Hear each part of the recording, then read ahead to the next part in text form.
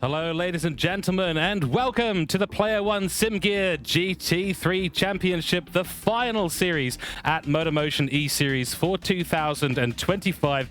It is Season 3. We've got 10 rounds ahead of us. We are super excited to be back here in the commentary box to bring you all the action out on track. It's time to get going. It's two groups, of course, today. Group A, Group B, 4 divisions, Elite, Pro, Pro-Am, and Am, fighting it out through the next 10 rounds of racing to see who's going to be our team's champion of 2025 in Season 3. And of course, who is going to be the one champion out there, our top driver? Who's it going to be? We've got a huge selection of fantastic returning drivers and a whole bunch of new drivers coming into the grid. Many returning teams, familiar names, returning stories. Going to see how these stories evolve over the next 10 rounds of racing. Excited as always, and the proud broadcast partner tonight and throughout the remainder of the series, of course, it is TrackSpot TV. My name is George Cook. I'm joined in the commentary box today by Nick Tasso, the duo returning to your screens for both Group A and Group B coverage tonight. Go and check us out, trackspot.tv. That's www.trackspot.tv. Go and check out, of course, our primary sponsor, Player1 Sim Gear. Massive thanks to them for yet again sponsoring this fantastic season. Of course, Player1 Sim Gear, created by sim enthusiasts for sim enthusiasts. They're Queensland based, 100% Australia owned and operated, and they are online. Go and check them out at p1simgear.com.au. For all your information about MotorMotion E-Series, head to www.motormotioneseries.wordpress.com and get involved. You've got series standings, up and coming results, team standings, the lot. It's all there. Articles will be coming out, of course, throughout the season. Taking a look at our calendar for the year, we've got 10 fantastically chosen rounds all the way through till the 9th of December. Broadcasts will be run on the Saturdays after those dates. Ahead of us today, it is the Autodromo Nazionale Monza for a 50-minute race. That's round 1. Then we head to France for Cirque de la Sarthe. I think that's actually Italy. Then it's Brands Hatch. We head to England. Nürburgring GP course comes after that in round 4, followed by Circuit de Spa-Francorchamps. Then it is over to Interlagos. Then it's Watkins Glen. The American leg begins there. Then goes to Daytona International Speedway, and we end with 2 fantastic rounds. We're going to Autopolis and Mount Panorama for the season finale. Welcoming in Nick Tasso to the commentary box, mate. We are looking forward to this season. 10 rounds, and these are some excellent tracks for GT3 racing. G'day, George. G'day, viewers. Yes, welcome back to the coverage here. I'm very excited to be a part of this team and very excited to bring you all of the co-commentary action here at TrackSpot TV. It is a fantastic calendar. First of all, I am so grateful and honored to be a part of this series in 2025. I myself get to be a part of this series racing in the elite class. I'm against some of the top drivers in this category, and I'm so excited to put myself to the challenge. Monza, a beautiful way to start this campaign in 2025.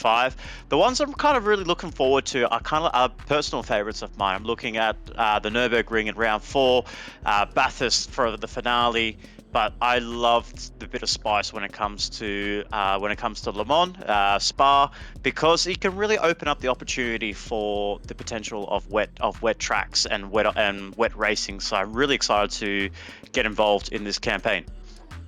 Going to be fantastic, and of course we're looking forward to seeing you out there on track. You'll be in the Group A lobby, so bear in mind, ladies and gentlemen, he will be talking about his own racing. Don't blame him if he gets a little bit excited about his own moves and overtakes, and maybe he gets a little bit quiet when he makes some few mistakes. I won't blame you at all, Nick. You know I won't. I'll be right there supporting you all the way. Nonetheless, returning champions, of course, and we've got Hasel1 back. We've got Mad Turtle Racing.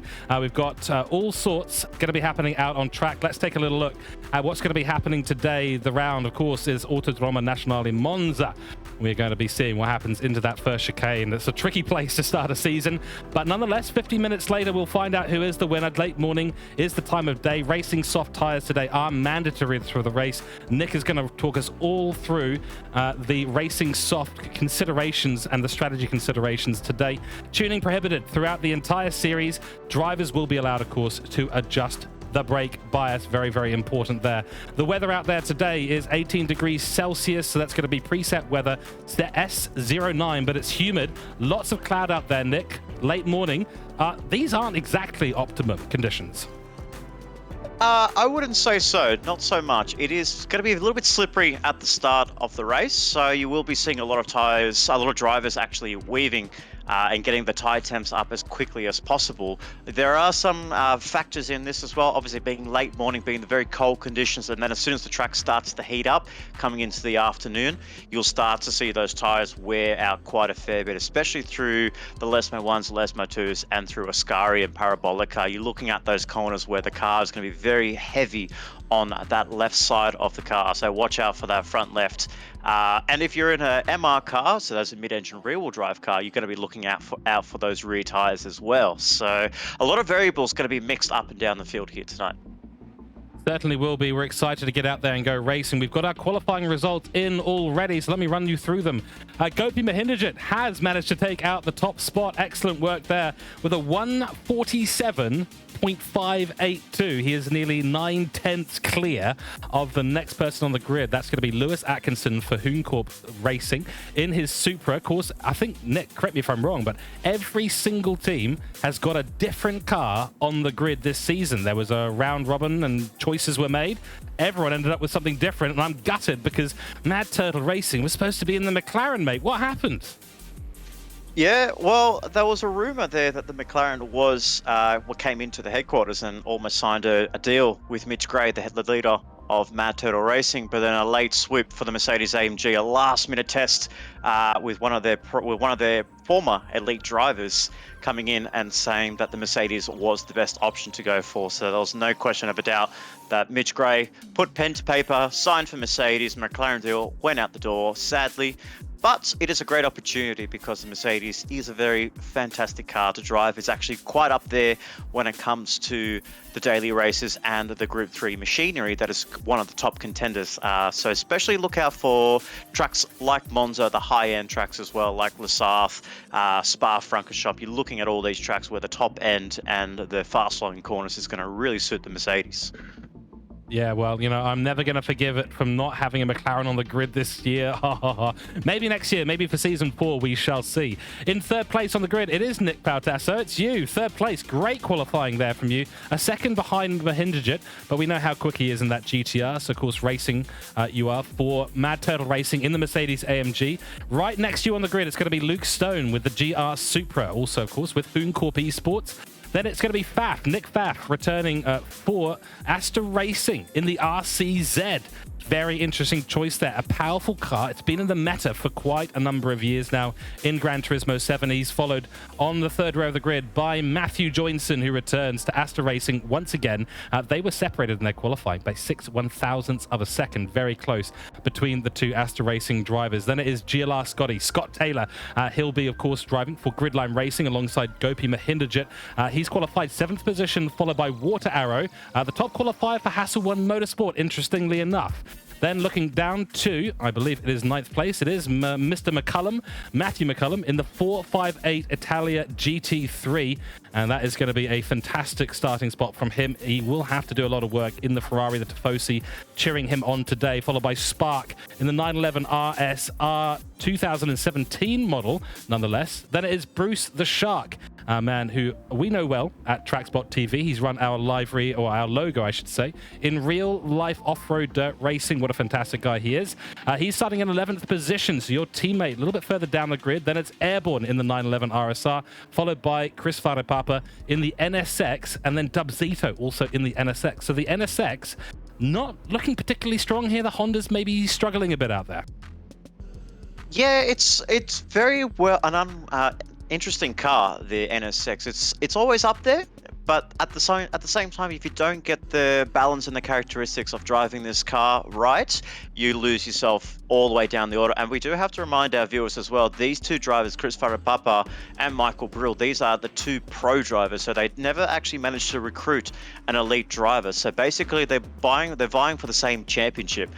So it's going to be very interesting. It could be some interesting team wars, team battles that those two might have. Hopefully, try to propel themselves a little bit towards the pointy end in this championship as we conclude 2025. But the Honda NSX it is a nice car to drive, very underrated, but you need to get it right because the rear tires, they chew through the rear tires like absolutely nothing. So a bit of a difficult place for them to be starting down the last two rows.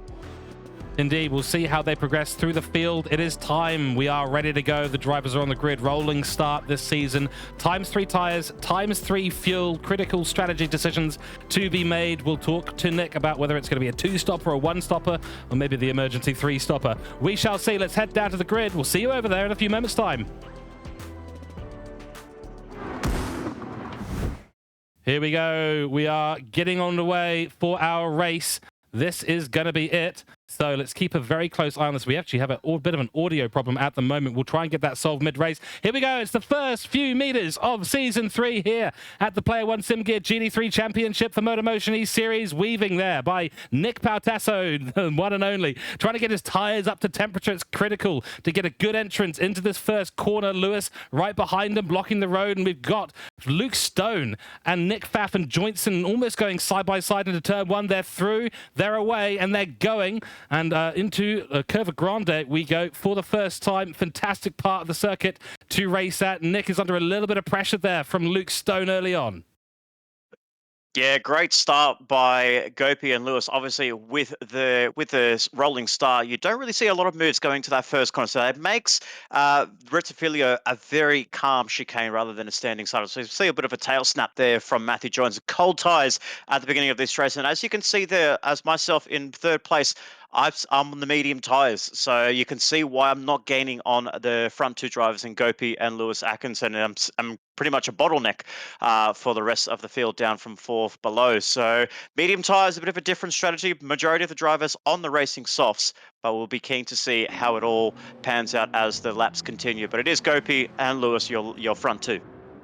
There we go. So decent start from them. The Aster Racing chaps side by side at the minute as they head through the Ascari chicane for the first time. Nick looking strong, starting out on the medium tyres, soft tyres for Luke Stone at the moment. And right together, Nick Pfaff and Jointson going to be going at it. Will there be team orders at Aster Racing throughout this season? There may well be. They'll have to tell, because I tell you, Nick Pfaff will be keen to get back up there into the top of this championship and really push. He's been successful, of course, in TCR Cup at MotorMotion E-Series. Yet to find the accolades I think he really wants. In the GT3 Championship, he's got 10 rounds ahead of him to do so. 50-minute race today as well, so plenty of time as we head into turn 1 again. And it is going to be Luke Stone making the overtake from what we can see into turn 1 on Nick Pautasso. Yeah, Nick, you've been overtaken, you've been pipped there.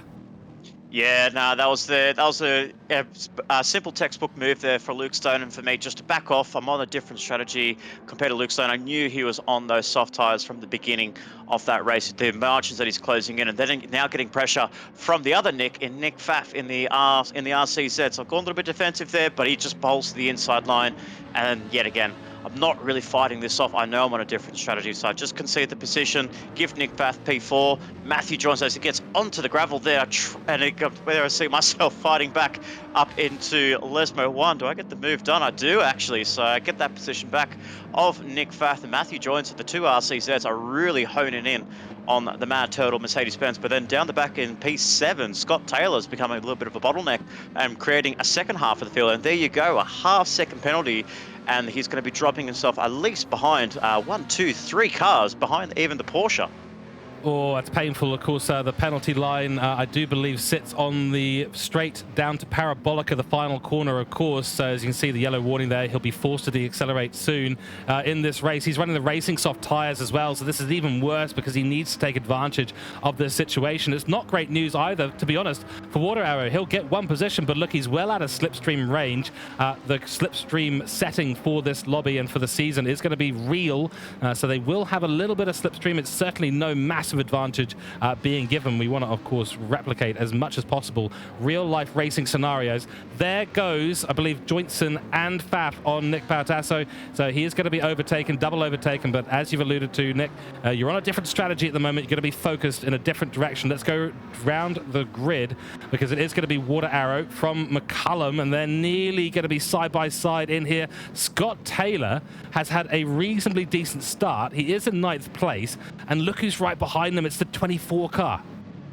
Yeah, Nick Roberts doing a really good job to stick with the back of these cars. The Porsche has not been a very strong car in these recent updates in GT7. It's not really strong. It's very good on the fuel economy, very decent on its tyre wear, but it needs to cling on to someone just to really help with that slipstream advantage, because you can see there the BMW being led by the Ferrari, an all-round great car. So watch out for drivers like McCallum and Matt Donetti when he races in the elite class, obviously missing here tonight, but watch out for that Ferrari to be a really strong contender. Then we have Riley Nicholson in Water Arrows. His teammate Ando Scott is actually not racing here tonight, so he's the sole Hasel1 Motorsport driver representing the pro class. So, but you look at the BMW and the Ferrari and the GDR, the top three cars you're kind of looking at to be the contenders when it comes to this race, as well as the Supra and Mercedes. So a whole wider variety here, George, because there's a lot of concepts that people have their mindsets when it comes to picking their cars, what track it's good at, their disadvantages. So far, it seems to be quite an even playing field. Oh, I think we just saw Spark have a real moment on the exit of Ascari. Nearly loses the rear end of the Porsche, and of course he needs to look after that rear end. Does burn up the rear tyres absolutely ridiculously, quite similar to the NSX actually in the way it behaves with the tyres. So keep an eye on the Porsche. Does not want to be sliding left or right. Certainly does not want to be oversteering at all. Otherwise he'll be in tyre trouble relatively quickly. Let's look around the rest of the grid. Behind the top 10 it is Airborne. So he is there in, of course, the Porsche as well, followed by Big Bruce the Shark. He started on the medium tyres as well, so maybe a bit of communication happening between the Mad Turtle racing cars, Chris Farapapa and Dub Zito. Bringing up the rear, Dub Zito, though, for Lightning Motorsport, is quite a long way back. Not the start they would have wanted. Of course, two pro drivers, you've got to feel for them a little bit here. Tricky in those early stages of pre-season when you're trying to gather up the drivers, trying to see who's available, who wants to race, who can race consistently, who's going to work well, Nick, within the team environment. Yeah, absolutely, and it's great to see that the recruiting of the team bosses that have been able to get their drivers that they want. It's been absolutely pinnacle for this championship. Obviously, we do unfortunately not see an elite driver in the Lightning Motorsport camp, so that's why they've had to rely on both Chris Farapapa and Michael Brill to be the headlines of this team. As we see something happen in the background there. That's Matt McCallum into the barriers there on the exit of Lesmo 2. A bit of a tail snap there on the rear end, just got on the AstroTurf and into the barrier on the right-hand side, and unfortunately for him, that's damage on his car. That's his day done and dusted. He's going to have to come into the pit lane, transfer through the pit lane, change tyres, fix the damage. It's going to drive him all the way down to the back of the field there. But what I was caught thinking out as well there, George, I'm seeing a lot of drivers. It's not just the Mad Turtle cars. There's a few drivers running on that racing medium as well. So they feel that the soft tire is not going to be a durable tire to run at least half distance. Well, let's talk about the strategy for a little bit. We're on the fourth lap of this race. We're 7 minutes into our Season 3 coverage. Strategy is going to be playing probably less of a role as it did in the TCR Cup, which was the season we just ran before this. Manufacturer Masters, probably a similar situation. Of course, no tuning in that at all. It was BOP conditions all the way through. So let's talk a little bit about strategy. I've heard through the rumor mill, they've heard people talk about a one-stop being possible. I've heard most people say that the two-stopper is the way to go. What is the combination here? Obviously, the racing soft tires have got to make it. Goodness, I mean, probably it's got to make it at least 20 minutes in this race, surely. Yeah, so there is a difference. So there are a few strategies here. There's three alternate strategies. There are drivers like myself, the Mad Turtle camp, as well as Glenn Mead and Big Bruce the Shark, running on the medium tires. We're looking to stretch these tires out. Oh, so get a bit of a snap there on the exit of the Della Roccia chicane there. So that's some style points there for Mad Turtle Racing.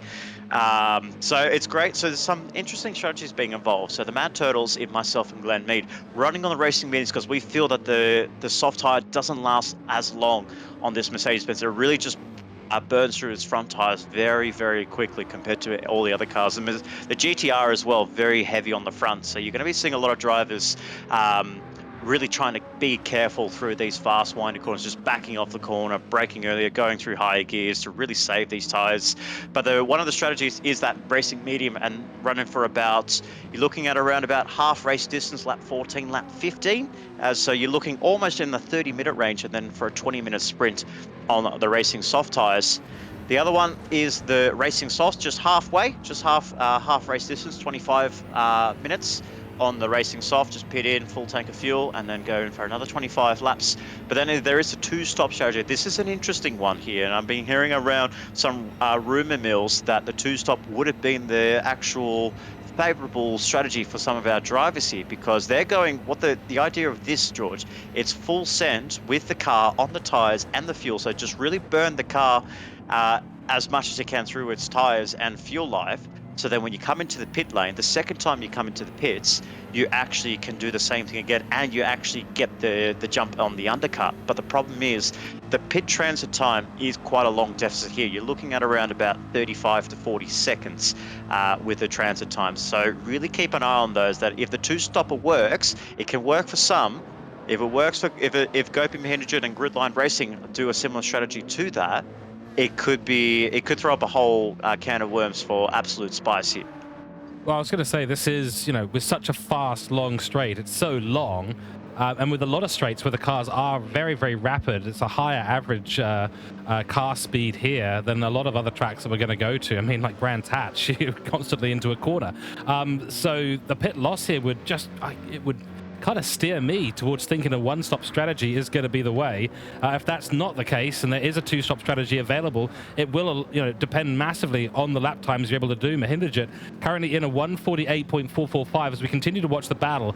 For fifth place, Matthew Joynson getting a little bit loose over the curbs in Ascari, giving Nick Pedasso an opportunity down the inside. Towards Parabolica we go, and this could be a nice overtake into the final corner of the circuit.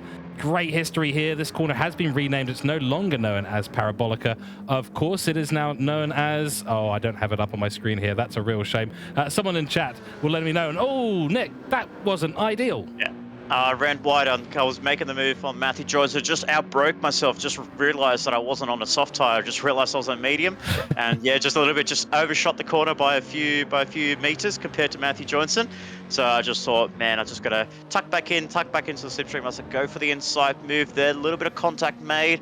We're still hanging around the outside. Oh, he loses the rear end there, and he concedes 2 positions to both myself and Water Arrows in Riley Nicholson down in P7 for Hasel1 Motorsport, position 6 rather. So that's Matthew Joyce from 5th to 7th in one corner. Oh, I can't wait till you have a you're going to the stewards for yourself moment in this series. I feel like at some point it may happen. If I was driving, it would certainly happen. I'd be taking out people left, right, and center. That's how I drive, unfortunately. That's why I don't drive. That's why I do commentary. Yeah, so at the end of the day, not great for Matthew Joynson, but he's still in the slipstream range. The front lefts, in fact, both the left-hand tires looking pretty much in a bad shape. So he's not going to be doing particularly well through the right-hand corners. So keep an eye through the exit of Ascari. That's kind of where he lost it initially, just due to that small mistake that you had made there. Led him back through at Parabolica, but it was all over relatively quickly. Scott Taylor and the famous 0.5 second penalties continues his run of form. TCR Cup, we saw it play an effect on the overall teams championship, and now unfortunately again he's picking them up hand over fist. The GTR is a bit of a beast. I love this car to bits. Some aren't a fan. It's a heavy vehicle to be dealing with at a track like this, where you really need to be nimble in those low speed corners. Yeah, absolutely. And when Gridline Racing chose the GTR, who came knocking on his door? Gopi Mahendra. This is one of his prime cars. This is the car that he grew up with ever since he was on GT Sport. I believe in the older games he was running on the Nissan GTR as well. But anytime I saw him in the Nissan GTR, when it comes to time trials, when it came to daily races, when it comes to league races, you put him in a GTR in any game, in any platform, he's going to be an absolute weapon. So when Gridline Racing picked the GTR, they only had one man to call, and plus Gopi Mahendra has a short history with Gridline Racing, obviously being the champion for the manufacturer Masters, running in the Ferrari and the Gridline Racing Ferrari 458 Italia. So it could be a sign of things to come in season 2025 for the GT3 Championship, but Gopi Mahendra is up there in position 1 in that Nissan. Yeah, look, we know that Gopi Mahendra is one of those world-class drivers. He's got Nismo in the name, essentially. So he is he's got Nismo in the blood, from what we can tell. So he is a man that loves this car. He's familiar, very familiar, in fact, with all of these tracks. The question is going to be, do all the tracks favor the GTR throughout the season, or is Gopi Mahendrajit's inherent skill going to bring him all the way through? Still holds the fastest lap of the race, as we see a southerly or northerly wind at the moment, 2.2 meters per second, heading basically into a pretty nice spot for the final corner of the race. Not necessarily as ideal, as you get a side draft into turn 1, so conditions holding steady at the moment. We are on lap 8 of round 1. Mahendrajit leads from Lewis Atkinson, and Hooncorp Esports off to a strong start in their elite category. Then it is the leader of pro category at the moment. It is the 53 car. It is Luke Stone, who made those early moves. The Racing Soft tyres really helped to elevate him early on in this race, but look, he's got a shark behind him. It is Nick Pfaff, not faffing about. He never faffs about, in fact, and the number 92 car in the elite category is making some waves and making his way back up to the rear bumper of Luke Stone, who escaped early on. But looking at the tyre life there, looks like Luke Stone is running a bit of a deficit compared to the Aster Racing RCZ. Yeah, but you also want to look out for those rear tyres on the RCZ. They burn through very quickly. So you're going to be looking around lap 10, lap 11. These tyres they will start to burn really, really fast. So he needs to really control the rear end of the RCZ if he wants to be able to make the half race distance, which we're looking at around about 27, 28 laps for our drivers here tonight. As you can see, a full cut of the first chicane up the Della Roggia and then a second chicane. It is very, very fine margins here. And that's probably why we're seeing Scott Taylor pick up a lot of half seconds, especially through that first chicane. The second chicane of the Della Roggia. It is very tight, very narrow, but he gains so much time there. He's right on the rear bumper as we go on board with the Aster Racing 92 Peugeot RCZ, just coming down towards the back straight up through to Ascari, going under the old bridge where the old circuit used to be. Stopped operating since the 1960s, and when they moved to this permanent racetrack on the Monza calendar. Through Ascari, gets a nice entry and exit there. The RCZ feels absolutely planted. It's a little bit hairy in the Toyota Supra, so the RCZ does stick down, but there's one thing that this car really has: its ability to slipstream a driver. It is so low to the ground, and the slipstream effect that this car can have is absolutely wicked with the RCZ. So you're going to be able to see him right approach on the back end of Luke Stone. Obviously, Nick Pfaff, the elite driver, sitting third in class with Luke Stone, third overall, but P1 in the pro class, as we see at the onboards right now of Nick Pfaff trying to go for the move on towards Luke Stone, looking at the rear wing of the Hooncorp Esports Toyota. Will Nick Pfaff go for the move here, or will he start to stick behind in the first chicane? He sticks his nose out late on the brakes there, sends the move on the Hooncorp driver and pulls an absolute welter there. That's a fantastic move. Well done to Nick Pfaff. Pulls himself up into third position in this race, and it does, I mean, that sound of that RCZ honestly reminds me a lot of the VW Beetle GR3 car, which I used to drive. That was the first Group 3 car that I put my hands on, and it feels it's got that same sort of body language, very stiff suspension, very flat and planted to the ground, low ride height. Fantastic. I love cars that feel like that, so maybe I should give the RCZ a try at some stage or another. I was going to actually make a comment on the ability of the RCZ to slipstream. I was going to say, well, actually, he's got a Supra ahead of him. Supra is not as dominant with that top speed as it has been in the past. I mean, if you had given teams a choice with no lockout of a particular car, and we were maybe, let's say 12 months ago with the Supra, everyone would be in the Supra. Absolutely, it would have been a one-make championship, this one. Everyone would have picked Supra. There would have been a lot of team bosses fighting. Whoa, very hairy a moment there. Oh, nearly into the back and nearly got spin round. Nick Pfaff a little bit slower through Ascari, and Luke Stone was just absolutely planted through there. Does somehow manage to control the car, so Nick Pfaff showing us his car control and was able to avoid a massive spin there, despite being nearly rear-ended and turned around by the Supra, but he'll have another go again back on the main straight. Yeah, but it was more of the tyres on that RCZ really burning out. So if we go on board with Nick Pfaff, we can see how much his tyre was actually pulling through. So he makes the move clearly before the entry onto turn 1. Will Luke Pfaff have a response Luke Stone have a response going into turn 1. No, he doesn't, so he sticks behind. But you can see those rears there. They are absolutely cooking. And when it got to Ascari, he just had a little bit of a loose moment there to the RCZ driver. So he won't be too far off coming into the pit lane. He's looking at that magic number of 20 minutes. But then again, if he's committing to a 2-stop or not, we did see his teammate Matthew Johnson come into the pit lane only a couple of laps ago as well. So he feels that the car is viable for a 2-stop strategy. So Nick Pfaff maybe trying something a little bit different here, maybe trying to throw in an alternate strategy for this race. All right, let's take a little look around the grid as this battle does start to now cool down. We're heading towards pit stops in short order. Lap 11, it is Nick Pautasso in 5th position for Mad Turtle Racing, followed by Water Arrow in the number 7 Hasel1 Motorsport car. Then it is Spark. A little bit in the doldrums at the moment for the Porsche. The rear tires are okay-ish, but the left's obviously taking a beating with a lot of right-hand corners, especially through the Lesmos. Very medium to high speed. Puts a lot of pressure on those left-hand tires. Then it is Campbell Knowles airborne for the Porsche. So these two teammates running line astern at the moment. Behind them it is Big Bruce the Shark.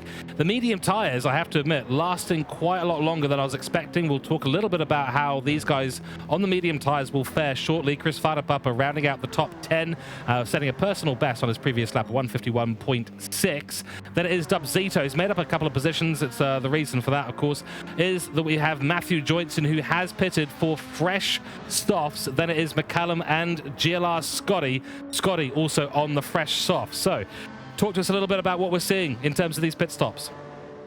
So basically, we're kind of looking at these drivers, both Matthew Johnson and Scott Taylor, running the 2-stop strategy. So what they're looking at is they're running to 10 laps, around about 9 to 10 laps. So what they're looking for, fresh set of tires and filling the car up only 75% or less than 75%. So what that means for the drivers sitting behind the wheel of both the GTR and the RCZ is foot to the floor, maximum traction on through the chicanes, through Rettifilio, Della Roggia, and through Ascari. So this is going to gain them lap time, but it's also what's helping them is helping them with track position. So this is a very strong undercut that these two drivers are putting on. So watch for these two when the others come into the pit lane very soon. These guys will have a much better advantage by coming out ahead of their competitors. Little moment there on the exit of turn 1. That's technically turn 2, if you want to call it that. Variante de Rettifilo. Fantastic. I love pronouncing Italian names. I'm not very good at it, but I do give it my best try. Just something about it rolls off the tongue. But a little moment there for Joynson, does recover the car, gets the power down nicely. And actually, it's funny you mentioned this sort of go for broke 2-stop strategy. It's exactly what we saw Gopi Mahinda do in the Ferrari round 1 trial mountain and manufacturer masters earlier in the year.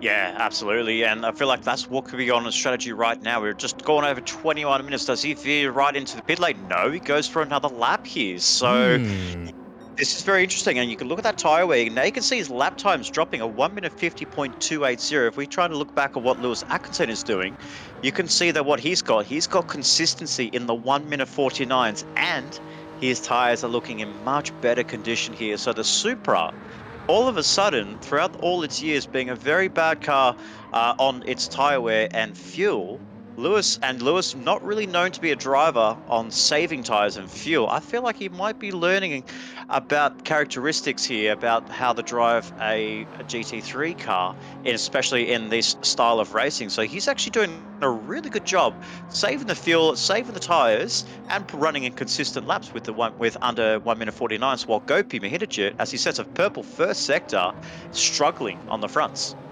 Yeah, so this is fascinating. Lewis Atkinson going to be making up a lot of time here to his competitor ahead of him. Not too far up the track either. I'd guess that the gap is probably somewhere around 7 seconds. We shall see, but Lewis Atkinson, no stranger at Hooncorp to the Supra. He's run many a series where it has been the meta car, so to speak.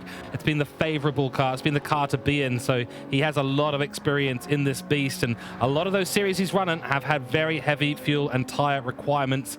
Behind him, of course, Luke Stone. We've just seen Water Arrow come in and out of the pits. He's now on racing soft tires, rejoins in last place, the only Hasel1 car on the grid today, unfortunately. Behind him, Faf running low on fuel, running low on tires, got to be a pit stop in a few moments' time. So I think we're just on the cusp of seeing these guys all come into the pit. Then we've got the medium runners. Nick, at this point, your tires are fine. You're fuel saving a little bit there. You've definitely got more than Nick Pfaff, that is for sure. So what's the mindset here? We've talked about the 22 or 21 minute period for the soft runners. The medium runners going to be running there for another 5, 6, 7 minutes? We're looking at around about 27, 28 minutes. So we're looking around about lap 15, lap 16. That's what we've been calculating at Mandatory Racing as we see Nick Pfaff rather, coming into the pit lane. But we saw there on his lap time 1 minute 51.5 versus the medium tire of myself, a 1 minute 50.2. So the wear on the mediums is looking really looking very low degradation, but it's coming back to the car. It's coming back to us that in a way that we're actually able to push and lean on these tires a lot more, unlike some of the drivers in the MR cars, such as the RCZ, the Porsche 911, and the Honda NSX. Well, actually, incidentally, both Honda NSXs running on the racing medium. So they push a little bit too much on those rears. So I'm very keen to see what Nick Pfaff actually chooses when he comes out of the pit lane here. Will he throw on another set of soft tires, but nurture them a little bit more? Or maybe, just maybe, he might throw on a different set of compounds. Ooh, interesting. Well, I guess when you do the two-stopper, you've got a little bit more choice in that strategy. Absolutely. So if you're doing a two-stop strategy, you just throw on softs. You're basically running to a third of the race. So you're looking at around about, I don't know, 17 minutes each stint. So you're looking at those kind of lap times, and you're looking at that those intervals, saying, all right, 17 minutes, 18 minutes, throw on another set of soft tires, fill the car up to how much I want, which is going to be 60, 70 litres of fuel, and then go again. So and that's exactly what Matthew Johnson and Scott Taylor are running at the moment. Even Riley Nicholson for Hasel1 Motorsport, he's looking at that two-stop strategy as well. So very interested to see how these guys go. So we see now the leader of Gopin Mahinajit and Lewis Atkinson, who has done a very masterful job on the fuel saving, 8% versus Gopin Mahinajit's 2% of fuel. So this could become really close on pit exit. Yeah, this is going to be fantastic. So it's going to be key. How much fuel are they going to put in? I think arguably fuel is relatively cheap in this series. You don't have to be worried too much about how much time you're spending in there, but 3 times fuel, so every litre is going to cost you time out on track. You've got to be aware of that. Nick Pautasso, the man in the commentary box next to me, has taken the lead of this race on lap 15 as the medium runners start to jump their soft tyre running counterparts on track. There goes Lewis. Mahinajit is already out of the pits on 100 litres of fuel, but they're really close on track. Here comes Chris Farepapa to ruin the party in a way. He's going to go in between them, become the ham in the ham sandwich. Luckily for Gopi, he's actually got out ahead, so that's exactly where he wants to be. Only got the 2 medium runners ahead of him, whereas unfortunately for Lewis Atkinson, he's got a Honda in there between him. He will have big tyre advantage on the softs again, as is Gopin Mahinajit. So 2 stints on the soft tyre, followed up probably by another soft stint, most likely. We shall see. But critical moments here in this race, and Farepapa has found himself probably a little bit out of position and the cork in the bottle. Yeah, absolutely. But you could see what happened in the pit lane there. Lewis Atkinson actually put less fuel in the car. So because he saved so much fuel in that first, and he can afford to put less fuel in the car, Gopin Mahinajit could not. So that's why he's a lot closer to the rear end of the Nissan GTR. But unfortunately there, as he gets a poor exit, does Chris Farepapa, which gives Lewis Atkinson and that straight line speed of the Toyota Supra pass and zooming past the Lightning Motorsports NSX as he tucks right behind the rear wing of the Hooncorp driver. No fair, I would say basically no fighting with those 2 drivers, totally on 2 different strategies there. But Lewis Atkinson is really putting himself on the back end of Gopin Mahinajit as we see the first of the medium runners and myself, 4 litres of fuel coming into the pit lane. I'm wondering if my teammate Glenn Mead is going to stay out for another lap. I believe he's actually looking to stay out 1 more lap, but you look at the lap counter there, 28 minutes. So we have a very fast sprint coming in with these soft tyres coming onto the car. You do indeed. It's going to be about 22 minutes out there, which we know the softs can make it all the way through. We know that the fuel can make it all the way through. Big Bruce the Shark has decided to stay out.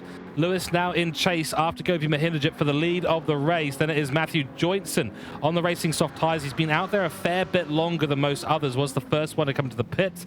And as Nick was telling us, the massive undercut has actually sent him leapfrogging past his teammate. GLR Scotty, of course, was also one of the earlier pitters. So both of these drivers slightly out of position. Technically speaking, Luke Stone is still in the box seat as we see a battle happening on track. Patasso has found his way, I think, past Nick Pfaff. Certainly these two battling, with Nick Patasso basically playing the reverse Uno card. Says, well, I was on the mediums and you were on the softs. Now I'm on the softs and you're on the mediums. Yeah, absolutely. This was very close on exit. We were pretty much side by side coming into the first quarter as we see Nick Pfaff try to go around the outside. He can't do it there. I get a little bit deep into the corner there, but he just misses the corner, does Nick Pfaff, and that drops him all the way a few losing car lengths behind the Mercedes AMG, and that's unfortunately dropping him down to position 8 and conceding position 8. But this is a really big disaster for Aster Racing because Nick Pfaff was so high up there with Luke Stone, as we saw around lap 10, lap 11. The battle that he was having with Luke Stone, absolutely incredible. But now you look at the mini map, this is a huge difference. Huge. I mean, they are separated by, I'd say, almost the entire Ascari chicane. They are, Nick Pfaff is behind now. So whatever's happened with the Aster Racing team today, they've lost a lot of positions early on here. As goes very close to the exit. Gravel. Don't want to be dipping a tire or two over the edge there. That's what can cause a very, very quick end to your race and a very sudden and rapid trip to the Shadow Realm. Into the pits comes Big Bruce the Shark for his pit stop. 4 liters of fuel on board for the pro category driver of the Mad Turtle Racing with the 999 number.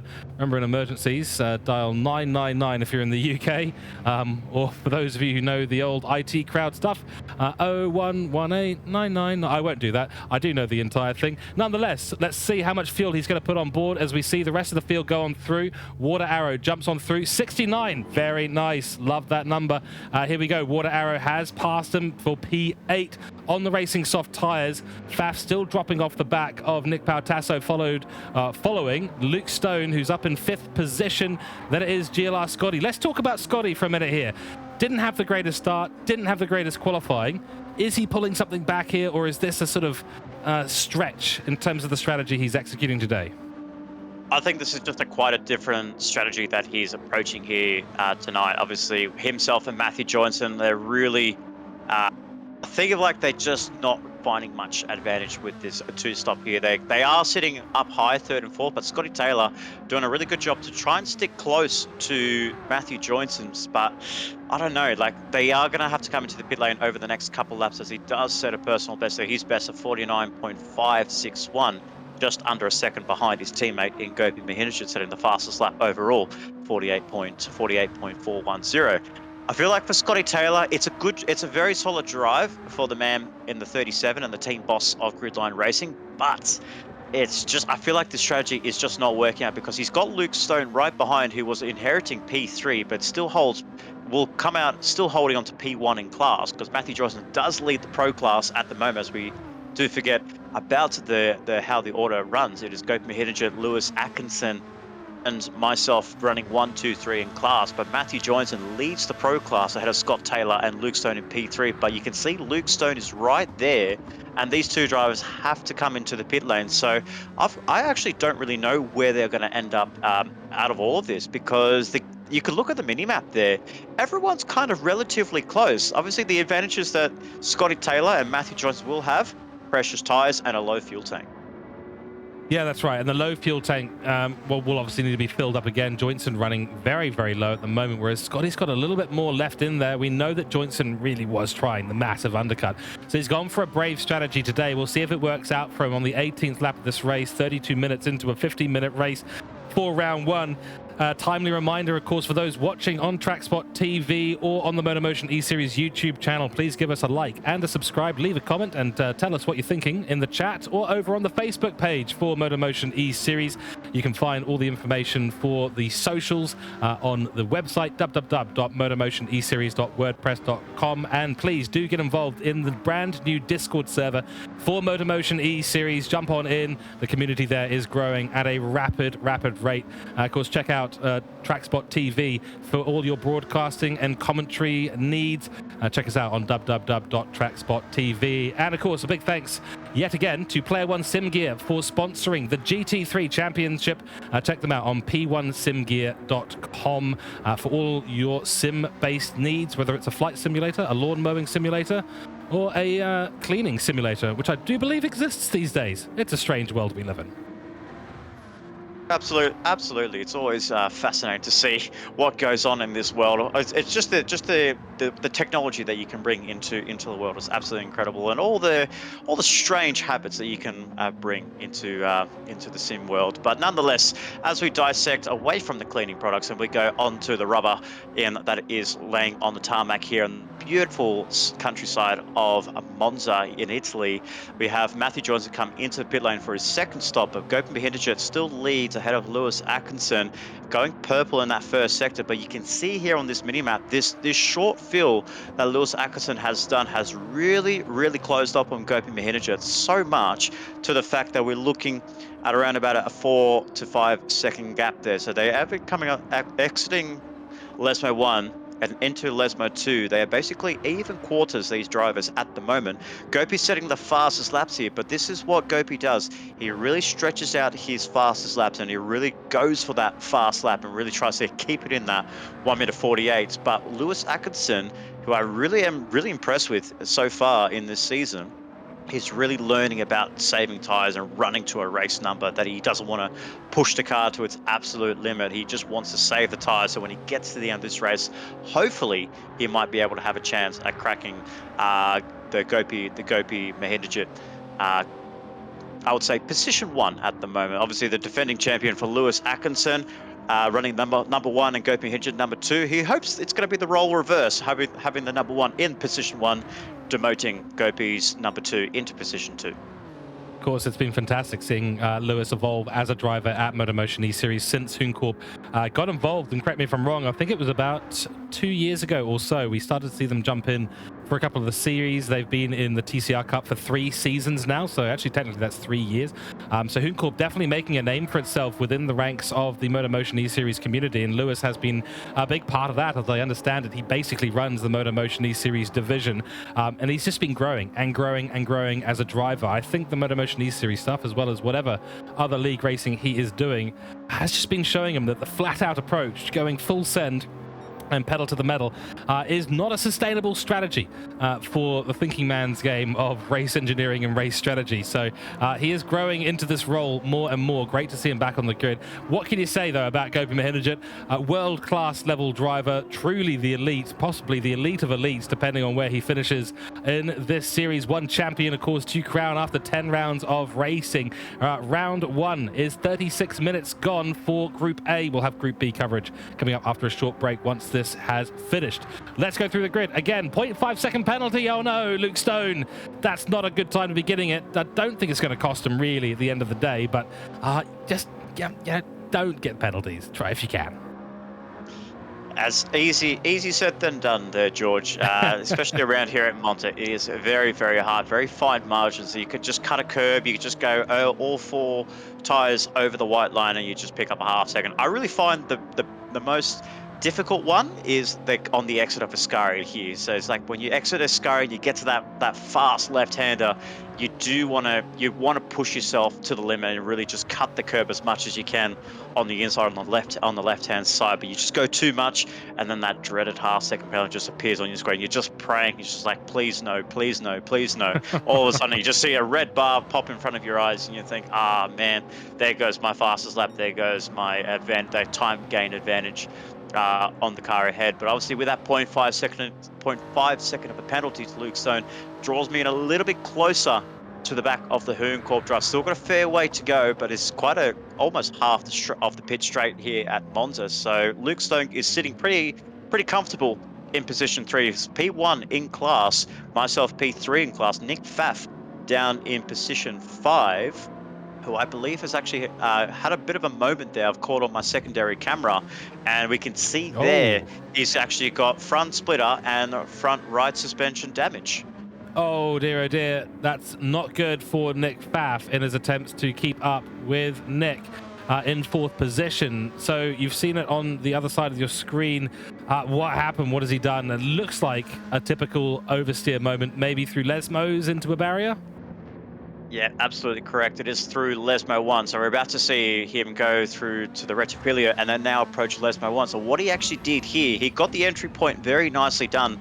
Hit the curb on the inside nicely done, but the car just understeered too wide there. The AstroTurf just speared him into the wall on the right-hand side. So that happened to him about 3 laps ago, and he's just been looking at that corner every single time thinking, right, let's not do this ever again. But unfortunately, with heavy damage on this car, you don't want to take that risk. He is on the racing medium tyres though, so he is stretching this out right up until the end here, but there is a shark behind in Big Bruce the Shark in Glen Mead, who is charging him down so fast and on fresh soft tyres, and also bringing Campbell Knowles with him. Yeah, don't bring Campbell Knowles with him. He's with you. He is a fantastically quick driver, very good on the defensive driving, and will overtake you, even if you are a big shark. Whether you are Brucey or one of the other ones, as part of that Finding Nemo movie, I think is where the reference comes from.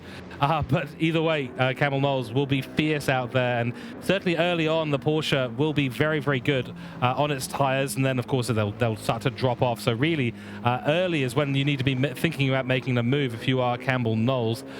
Yeah, we do have to note as well with Nick Pfaff that, well, let's just put it this way. If it could have gone worse, it could have gone worse. But luckily for him, it's not. With the medium tyres, he can still run fairly deep into this race. And maybe you just take that. Maybe you take that as a commiseration at this point. You're still going to be pulling in great points for an early finish like this. It is Monza. We know how tight it is here. We know how easy mistakes can be made. So do you take that? Yeah, absolutely not, because you look at the lap counter, you got look at the race time, 40 minutes, just over 40 minutes, so we've got less than 10 minutes to go to the end of this race. A 50-minute race set up on the drivers here in both Lobby A and Lobby B as our time limit. So you're looking at around about 5 laps. So if Nick Pfaff can hold on for these last 5 laps, there's no need to come into the pit lane, because you can see the gap between himself and Glen Mead in position 6. It's quite a comfortable lead, but that will diminish over the next 2 to 3 laps. Certainly will. So at the moment we are looking at Luke Stone leading pro category. 2 categories, of course, in Group A, Elite and Pro. Pro category leader is Luke Stone, followed by Bruce the Shark, fighting with, I think Airborne is actually Elite. Correct me if I'm wrong, I'm just looking for the sticker. He is the Elite driver for Black Rose Racing. Is the next car. That's right. So Spark is their pro driver who's been brought along. So Brucey is 2nd overall in the pro category. So that's gone very nicely for Bruce the Shark. He's executed the strategy well. Finds himself, of course, on the faster tyre at the end of the race. This was the plan from Mad Turtle Racing. Certainly seems to be working out from the point of view of these guys, because you're both on the podium for your respective categories. Absolutely. And you also have to tip the hat off to Glen Mead. He started P11 at the end, and so he was started outside the top 10. So running on the medium tyres at the beginning of the race obviously seemed to be a bit of a interesting call for his side of the garage, because he actually could hold on to those soft tyres for over half race distance, but he decided to stick with the medium tyre strategy, and it's worked out in his favour. Saved a lot of fuel, managed those tyres very well, leaning on them as much as he could, and he's running up in P6 with the potential in the closing stages of this race to move up to P5. So that'll be what are we looking at on our quick maths? We're looking at around about an extra 5 positions made there. Sorry, that is, apologies from me, a reaction that shouldn't have been a reaction. It was actually just him going through the Della Roggia chicane. It looked like for a moment there, Nick, that Nick Pfaff was sideways, backwards, upside down, and out of this race completely, but no, he is actually okay.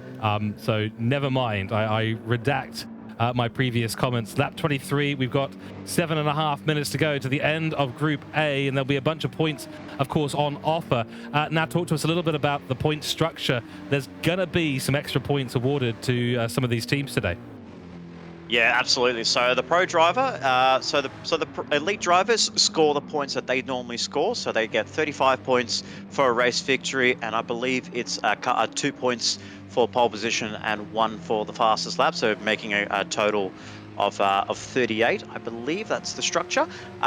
Then also with the pro drivers, still the same point structure that we have with the drivers. But what we've been seeing over the past few seasons in the GT3 Championship, every time a pro driver outscores an elite driver, they get themselves a bonus point. They get themselves an extra bonus point of where they finish off, depending on how many drivers that they have passed, so how many elite drivers he's passed. So Luke Stone, leading the way in the pro class, sitting position 3, is ahead of myself as one of the elite drivers. Nick Pfaff, another one. Campbell Knowles in position 7.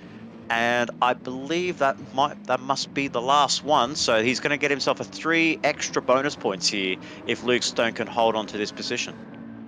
This is why it's so important to work together as a team throughout these MotorMotion E-Series challenges. A big focus on team culture, team responsibility, and responsibility to the overall race. Only the top-level RCA teams allowed in for this event. That's why you're seeing all the familiar names return for this. They've competed in the Carrera Cup. They've competed in the Manufacturer Masters. They've competed in TCR. They've been building up the RCA levels all the way through. And I believe we do have a new RCA level, correct me if I'm wrong, 3 team here. I'll double check that with Jeff, but I think there is a new team here. Let me just try and figure out exactly who that is. It's not Hasel, it's not Lightning Motorsport.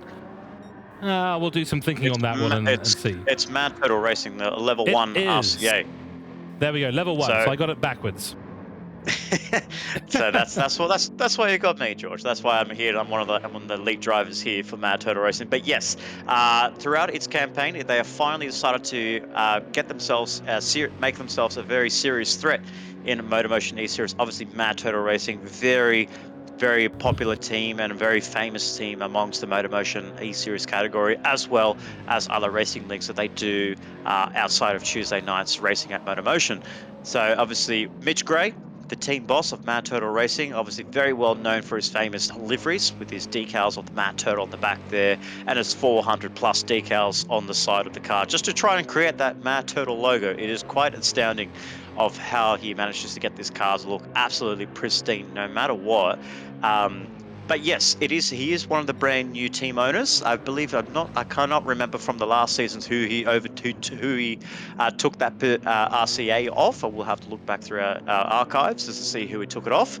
But obviously through all the social media presence, the attendance being quite strong at Mad Turtle Racing in both the TCR, Manufacturer Masters, the what else we're looking at, the Porsche Cup as well throughout its previous seasons. They were recognised as a team that could receive that level 1 RCA. So basically, the way to attain that is you just have to bring a team in, compete, show them why you are the best of the best, and have a good social media presence to earn yourself on the track. Indeed. And I believe the team that we are missing here is Diffusion Race Engineering. So the Kiwi team is missing from the grid. They've been a staple in the last 2 seasons of the Player1 SimGear GT3 Championship. So Diffusion Engineering not present on the grid. In fact, we haven't really seen them too present throughout the 2025 series here at MotorMotion E-Series. So obviously a bit of a shame to lose such a team. Because they have been here for a long time. We got so familiar with their green and black liveries, usually with the Kiwi flag hidden in there somewhere. But nonetheless, that is how things go. And if you it's a lot of effort to run a team. That's the truth of it, and we know that. Both of us know that. I've tried to run my own team in the past as well. Has it worked out well for me? Not particularly well. Here we go, a bit of a battle going on in the last spot for P10. Oh, that is close to the barrier there. I think that was one of those, it was very close situations as they go 3 wide across the finish line. It is Jointson, Airborne. No, it's not Airborne, it's Jointson, Scotty, and Spark all battling it out for what is currently 8th position on the race. Side by side into turn 1 we go.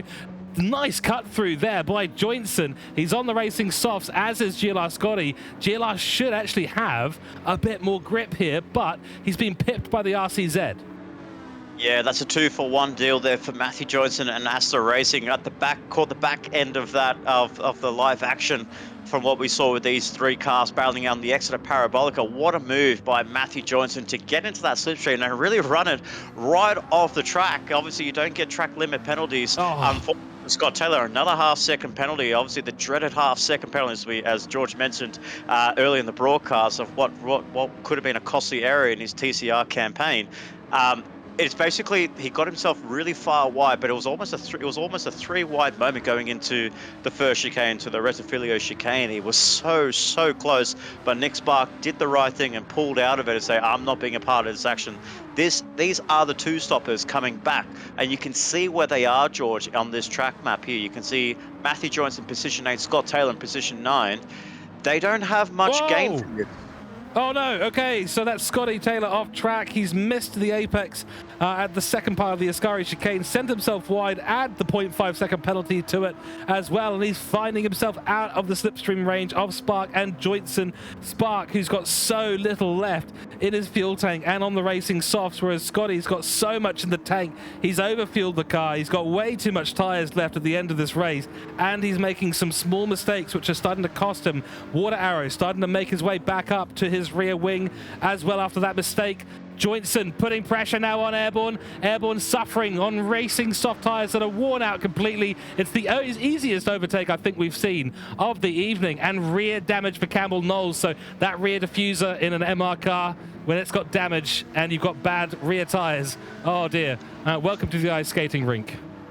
Oh, absolutely. But if we look up the front there, Nick Pfaff has lost that position to Glenn Mead. So while I thought Nick Pfaff actually had a comfortable position in position 5, he's lost out to Glenn Mead on the final lap as well. So he got the move done. As we can see, Nick Pfaff run it over the gravel trap. This is going to be the final lap for most of these drivers. But if we look up to, if I could see on my mini map here, Gopin Mahinajit, we're looking at about 12 seconds to go. These guys are going to do 28 laps. It's absolutely incredible. Gopin Mahinajit and Lewis Atkinson take a bow. You guys are they're gonna do one more extra lap, but we have crossed the 50-minute marker. This is the final lap for the front two. Luke Stone is going to complete this lap, and he's going to be taking out the Pro Class victory. Fantastic stuff. What a race. What an opening to Season 3 for Luke Stone and HoonCorp Esports in the Pro category, taking home what has become a fantastic bit of work. Has he finished the race? I don't think he has. He has finished the race. Yes, definitely finished the race. Across the line, Nick, well done to yourself. 4th position overall, and that's going to be 3rd as it stands right now in the elite category. A podium on your first outing. Fantastic stuff. And in fact, it's going to be a 4th and a 5th position with the overtake on the last lap of this race by Glenn Mead on Nick Pfaff. He's going to take 2nd in Pro Class, and that is going to be a fantastic 3rd and 2nd in the 2 categories for Mad Turtle Racing. Pfaff will come across the line in 6th, followed by Jointson, finishing line astern. A gaggle of cars, Airborne, and then Roberts. Cars. Scotty finishes in 10th position. Water Arrows in there. Chris Farepapa comes across the line. There's Dubzito, Michael Brill. So gaining 1 position there. And oh no, Matt McCullum has found himself in the wrong direction with CP Motorsports there in the Ferrari. Not ideal for him at all. But here we go. It's the last time we'll see these 2 cars on track at Monza. It's the 28th lap. We didn't expect it, but they were going so quickly. Look at the consistency of the lap times from Gopin Mahinajit. Look at the consistency of Lewis Atkinson for HoonCorp Esports. Fantastic work by both of these chaps. They are laying down the gauntlet for who is going to become our 1 champion at the end of 10 rounds of racing in Season 3. The checkered flag has been taken. Gopin Mahinajit take a bow, and Gridline Racing win the opening round for Group A, followed by Lewis Atkinson in 2nd place. Absolutely fantastic. Crikey. That was a very, very intense race there, Nick. break it down for us a little bit as we get ready to bring up the results. In fact, we do have the results ready already. So let's bring them up and we'll head through them and you can give us a little bit of perspective on what we've seen today. Here's your elite standings for the result of the race. Not the standings, this is the result for the race. Go from Mehedic, of course, comes across the line in first place. Lewis second. Nick Patasso in third place. And we can have a mini interview with him in a few moments' time. Nick Pfaff in fourth. Campbell Knowles sixth. Seventh for Andrew Scott. Sixth for Andrew Scott, sorry, because he did not race today. Matt Donetti also not racing today, technically seventh overall. And then, of course, as we know, no longer do we have 8 drivers in the elite category, only 7. Looking at the pro results, it is Luke Stone, wonderful victory, and third overall as well. What a job Luke Stone has done today, followed by Glenn Mead for Mad Turtle Racing. 32 points to his name at the beginning of the season is a great way to get things started. Matthew Joinson in third place for Aster Racing, followed by Nick Roberts. Scott Taylor in that gaggle of cars that we saw came across the line right at the end of this race as the soft runners caught back up to those on the mediums for the second stint of the race. Scott Taylor fifth in the pro category, followed by Riley Nicholson, Chris Papa, and Michael Brill, who has the number of points equal to pro. We'll find out exactly how many points that is in a few moments' time. Nick, give us your breakdown of those results. At the end of the day, I think Luke Stone, one of the standouts, Gopi, standout, Lewis, standout. The top 3 performed excellently. Yeah, absolutely. Those top 3 did a wonderful job, but I do have to give my hat to Glenn Mead there. Starting P11, finishing P5 overall and second in class. What a drive from the Mad Turtle driver. Obviously not trying to be biased myself, but I feel like we at Mad Turtle, us at Mad Turtle Racing had a very fantastic debut. On our debut for, not just for the RCA, for our first level entry of the RCA racing entitlement that we have, but also for my first time ever to actually be part of this championship. I've been so excited. I've been longing to be a part of this championship, and I really finally get to put myself on the track here amongst these legendary drivers. Gopi Mehedic, Lewis Atkinson doing 28 laps here while we all did 27. So that just shows you what competition we have here tonight. And obviously, unfortunately for the likes of Nick Pfaff, Campbell Knowles, both getting damage in the second half of this race, both really struggling to really get these cars up to speed. Obviously, at the first part of the race, Nick Pfaff did fantastic. He was right up there with Luke Stone, but just that second stint, throwing on the medium tyres, it did not work for the Aster Racing. And then to get damage on lap 18, I feel like Aster Racing have a little bit of work to do back at base camp to really hone in on their strategies there. It's been a tough day for both Nick Pfaff and Matthew Joinson. Certainly has been, and we'll see if they can hone their understanding of the RCZ throughout the season and find a way to really challenge the guys at the top of the grid. We are going to do a very quick driver of the day, Nick, and I think there's some pretty clear candidates, but it's going to be a bit of a split, I suspect. So for those of you who are watching on YouTube at the moment or in the future, let us know in chat or in a comment who your driver of the day, who is your favorite driver today. Let us know. I think for me, I'm going to have to say Luke Stone, outstanding performance. So I'm just going to leave it straight at that. Great performance, victory in pro class to bring the season to a start. That's going to be my driver of the day. What are your thoughts? Yeah, very strong pick of the driver of the day there, but I am have to be biased here, ladies and gentlemen. Obviously, being a Mad Turtle Racing driver, I will give it to Glenn Mead there. P11 start, finishing up into P5, getting the last lap overtake on Nick Pfaff. Didn't need to make the overtake on Nick Pfaff. He was still running P2 in class, but he made it work on the final lap there. 11th to 5th in the Mercedes AMG. What a fantastic job from the 999. Absolutely right. I thought you were going to pick yourself for a second there.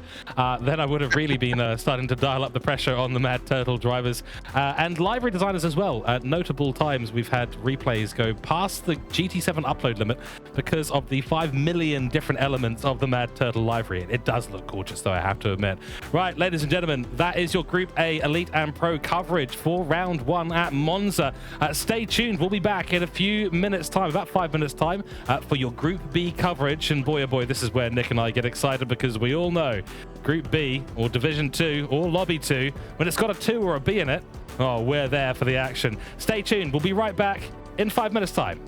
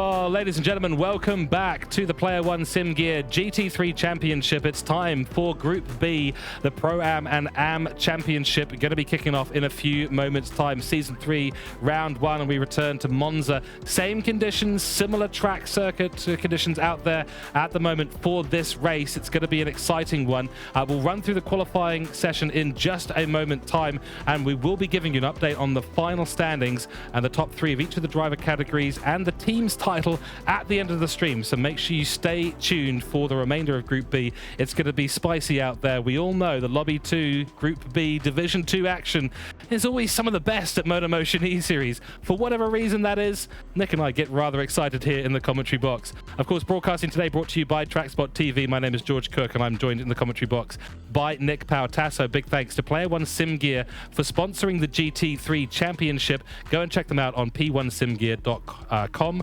And of course, check out MotorMotion E-Series, the league that we are obviously racing in today. www.motormotioneseries.wordpress.com. Go and check them out. Plenty of stuff happening and being planned for 2026 already. Right, let's take a little look because we do have some qualifying results coming through our screens right now, and it is Expat Guilo.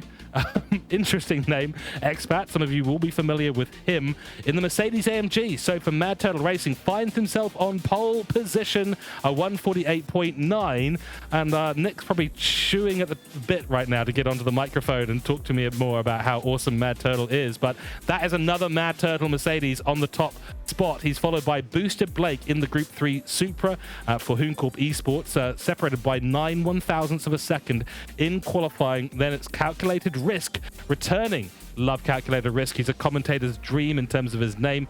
He'll be driving a course for Black Rose Racing in the Porsche, qualified 3rd, followed by Abdul Ming for Hooncorp Esports. I believe he's the AM class driver. We'll double check on that. Someone can confirm, someone being Nick, of course. It is, let me just check that actually. Looks like Jack Finch, so interesting rename there. Nonetheless, the Supra.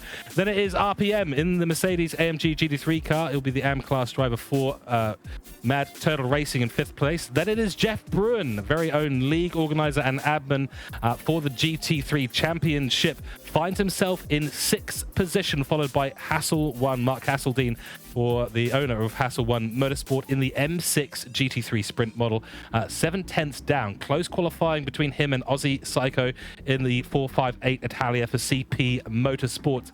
In 9th position, it is RSR Robbo for the RCZ Aster Racing, getting themselves in the top 10. Then it's Legendary Berry for Black Rose Racing, rounding out your top 10.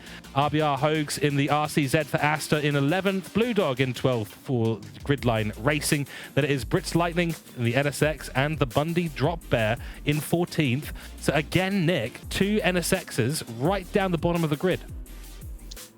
Yeah, absolutely. And it's a great grid that we've got here in the Pro and Pro-Am. So yeah, unfortunately, the NSX still not looking to be a strong car. We saw Chris Fatipapa and Michael Brill really struggle with this car on this opening round. So it might just be the layout of the circuit itself. It just might feel like Monza might not be the strongest track for the NSX. So we'll hopefully see those drivers down in Pro-Am and Am class actually find themselves up towards the pointy end, hopefully at the end of this race and by the next few rounds of this championship. But yes, absolutely, it's good to see Expat, obviously known as Joe Rudinsky, in the Pro-Am class, actually taking that pole position. A very strong lap time, the only driver in the 1:48, and he only just beat the driver in 2nd place by only 0.009 of a second. So if we thought that the racing was huge in the elites and pro class with big gaps, man, oh man, Pro and Am class, these guys put us on another different level here.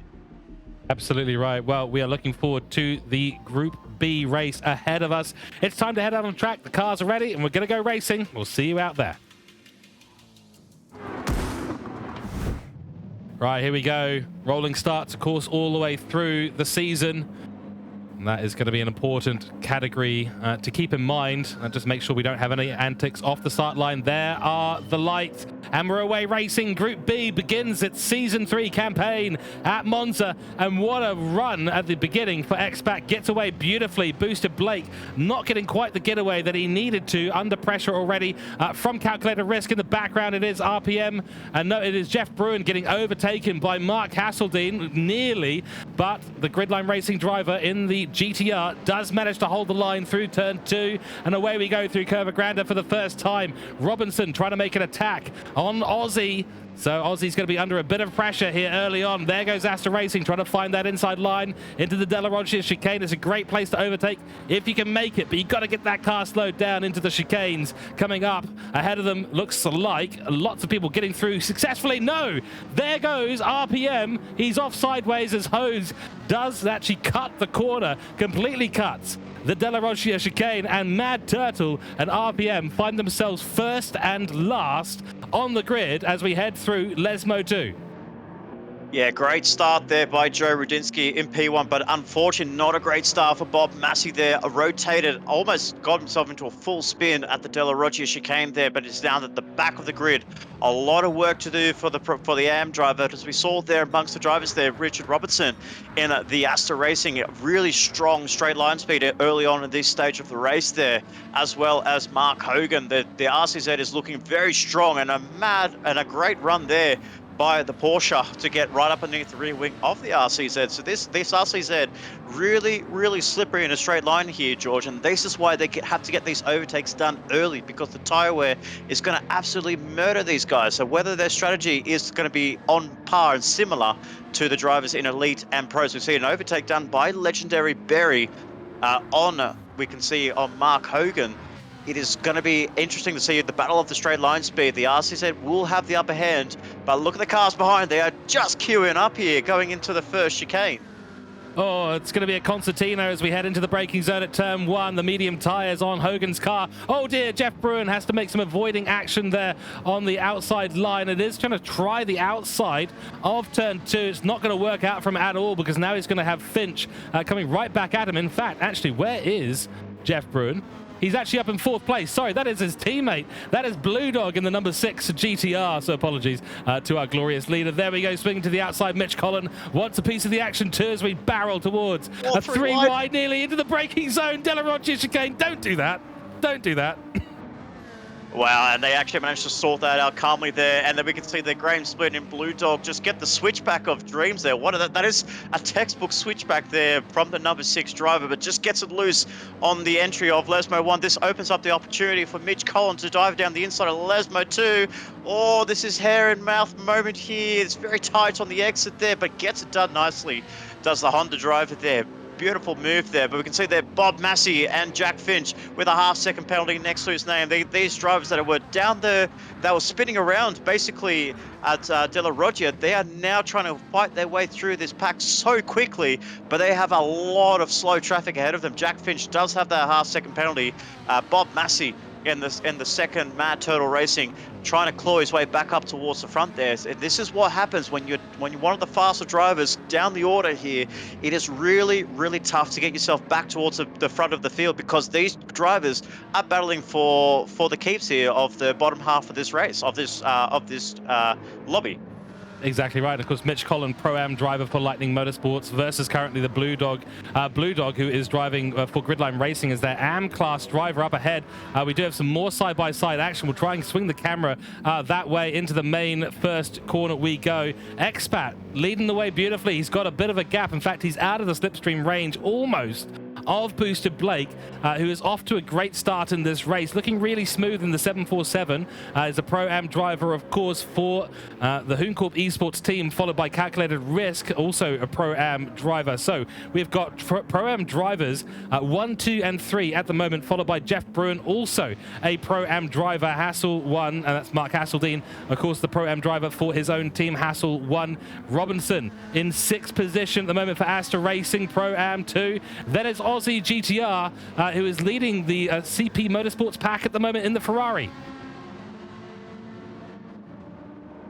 Yeah, so the top 7 that we're seeing on the track here, ladies and gentlemen, are your Pro-Am drivers. So the top 7 really doing a great job ahead of the AM drivers. So this is, in theory, what we would normally see in a real-world class allocations when it comes to seeing the Pro-Am drivers being ahead of the Am drivers. A very role reverse what we saw with Elite and the Pro class. So the top 7 running up in the Pro-Ams with a legendary Chip Berry, running up in position 1 in the Am class, right behind the 458 Italia of the CP Motorsports entry, behind Mark Hogan in the Peugeot RCZ in P2, and then we have Bob Massey, who was running up in P6 and had that half spin on lap 1, working his way up the order here and bringing along Jack Finch as well to the party. Yeah, this is going to be interesting. Now, I'm seeing a very similar strategy being executed here by Mad Turtle Racing. Racing medium tires at the beginning might have played a little bit of a part in that spin at Della Roggia. He gets to basically, I don't want to say chill out, because he does need to drive quite quickly given his position in this race now, but there's an opportunity here to kind of maybe cool down a bit, get into your rhythm, and then really execute the strategy that the team has calculated. Yeah, absolutely, and I don't think he's going to fight this at all. Obviously, he knows Jack Finch might be on a different strategy. You can see there, you can actually see on the exits, when you get that traction on the rear end of the Toyota Supra, it just really plucks to that second and third gear a lot quicker than the Mercedes, so it's able to get its power down a lot sooner. Looks for the fake move down the inside through Della Roggia. Very, very tricky to execute. Whoa. That runs wide on the second part. Just caught a bit of curbing on that first entry of the Della Roggia. That loses him so many car lengths to Bob Massey, so he has to work it again and has to claw back that time that he's lost to Bob Massey in P10. So just sitting out the top 10 is Jack Finch in the Hooncorp Esports. Well, we see one Hooncorp down the order in 11 players. Blake Williamson and Boosted Blake running very nicely in P2.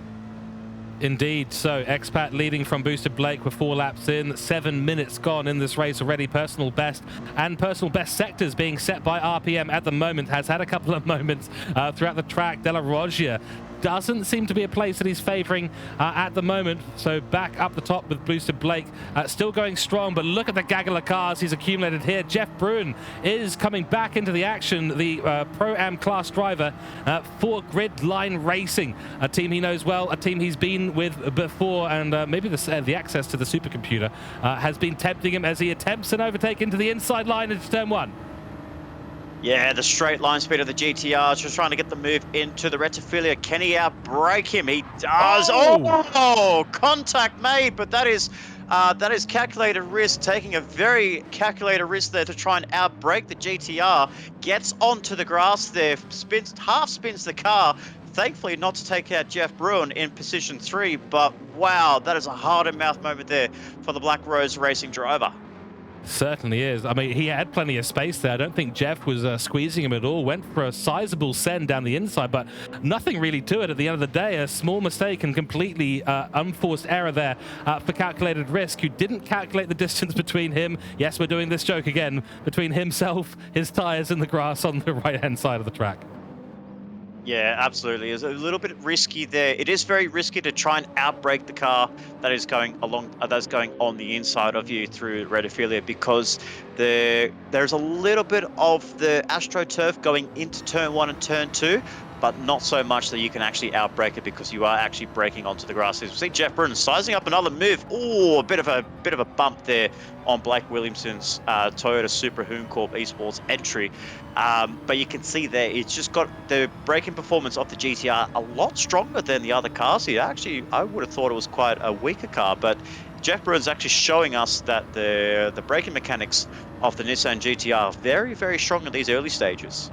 Both on soft tires as well, so there's not a tire life issue going on there. Looks like Boosted Blake was just a little bit early into the brakes and wanted to have a better angle maybe on the X of Ascari to try and maximize the speed of his Supra against what he probably knows as the GTR monster that is roaring up behind him. He saw the big send that happened on the Black Rose Racing Porsche a lap ago, as we barrel now once again down into turn 1, and you can see the advantage the GTR has. What is going on? Is that the aero? Is it driver technique? Maybe the way he gets off the brake. Jeff Bruin, of course. Brake traction. Tell us more.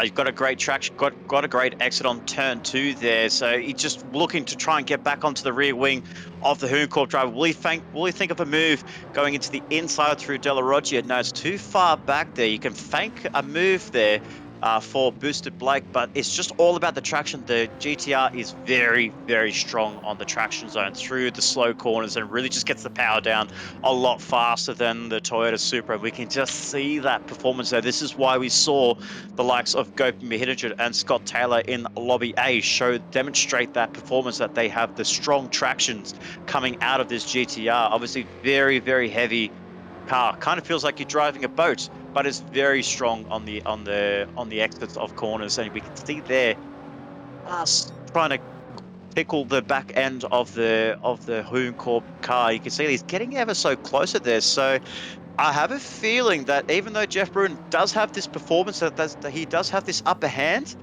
I wonder if overthinking and overconfidence in this car could become a big factor in this race. Now, we do know that Jeff has not had the practice he would have wanted coming into round one. Gridline Racing, of course, putting in a huge amount of work early in the season and in the pre-season race at Daytona, which you would have seen featured in the season preview video at the beginning of the stream and on YouTube. So I think he's in a situation where he kind of wants to be proven, making a few points here.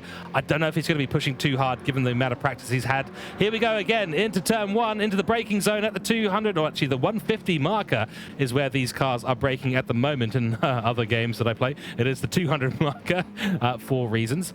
Jeff Bruin, beautiful overtake through turn one. That is the textbook. He's round down the window and thrown the overtaking textbook directly at Booster Blake.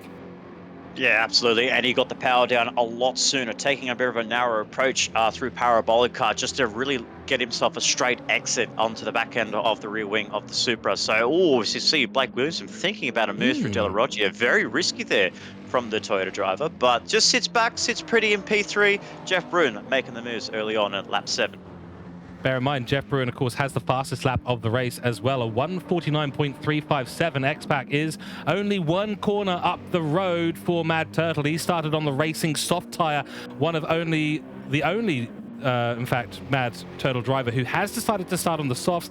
Kind of makes sense. When you start from that P1, you want to be on the faster tire at the beginning of the race. Try and build that gap because you've got the advantage of clean air, which cannot be understated at Monza. Yeah, absolutely. And through the practice sessions in the pre-race event leading up to round one, Joe Rudinsky and Axpat, he actually was so comfortable running on the soft tires that his tires were actually holding on over half race distance. So it's just kind of maybe mimicking the Gopi Mihidajit, Lewis Atkinson, Luke Stone strategy that we saw in Group A. But Expat is looking after those tires a lot nicer compared to those around him. So with that clear air, that advantage that he's got, a 1:50.1, while we saw Jeff Bruin with the fastest lap of 49.3. Yes, Jeff Bruin on paper is faster, but consistency and saving your tires for an extended period of time could be the big difference here to win this race. And if we think about what happened in Group A, we saw a massive influx of the soft runners at the end of the race coming back on those medium guys, and the medium guys seem to be, I don't want to say struggling, but the speed differential here does seem to be rather massive. And I'd say, based on what we've seen so far, a two-stop strategy with all soft tires and not even touching the mediums might actually be the quicker approach despite the long pit stop. Yeah, absolutely. And we did see a few drivers here in this lobby actually start on the racing mediums as well. So I can't remember who they will be as we get our cameraman to look down the field there. But if you do run those racing mediums, yes, you are going to be down the order 100%. Jack Finch up into P7 now after that half spin on lap 1. Oh, as we see the CP Ferrari run wide on the exit of De La Roggia. But look at this gaggle of cars here. This stretches all the way up to P7 with Jack Finch making the move on Mark Hogan. So he's now able to stretch his legs there. But Aussie GTR really, really struggling in that Ferrari 458, being the cork of the bottle and leading a pack of 4 cars behind him. But yeah, I feel like those on the racing mediums at the start, obviously there are 2 factors with this. One, they just might not be good on the tire wear strategy. They just might feel that the soft tires doesn't get them to that half race distance. Or the second part of it is just you probably haven't done a lot of practice runs, or you're kind of like running by yourself, maybe not working with your team as well. So I do know for the fact that Bob Massey has worked with us very well in our pre-race lobbies, but he did decide that the racing mediums was the best tire for him. But as well, you could just see that in some drives as he goes through the move on the CP Motorsports Ferrari, thinks better of it, sticks behind, waits for this first pit straight to try and get into that slipstream. But there are two factors in that. There is the factor of, minimal practice versus what the team actually thinks. Well, we hear this from the likes of Andrew Scott over and over. I mean, he seems to talk about it every single time we get on stream. You've got to put the work in. You've got to do the practice. Here we go into turn one as we see Bob Massey making the overtake attempt into turn one. Has he got a car ahead? He does. And through we go into turn two. Great move there. Textbook from RPM. Aussie will have to now settle for TP10, but look out behind. It is Lightning Motorsports. Brits Lightning making a return to the GT3 Championship in AM class for his team. Lightning Motorsport, followed closely by Chip Berry, Legendary Berry, in pursuit for Black Rose Racing, also in AM class. So this is a AM class four-way battle, bar the fact that we have a Pro-Am driver sitting in the middle for CP Motorsports. Now, the Ferrari has chosen the medium tire, so that means he's going to have the tire life, but it's MR. And even though it is not as bad on the rear tires, it's still going to be significant. Yellow flag up ahead. What has happened?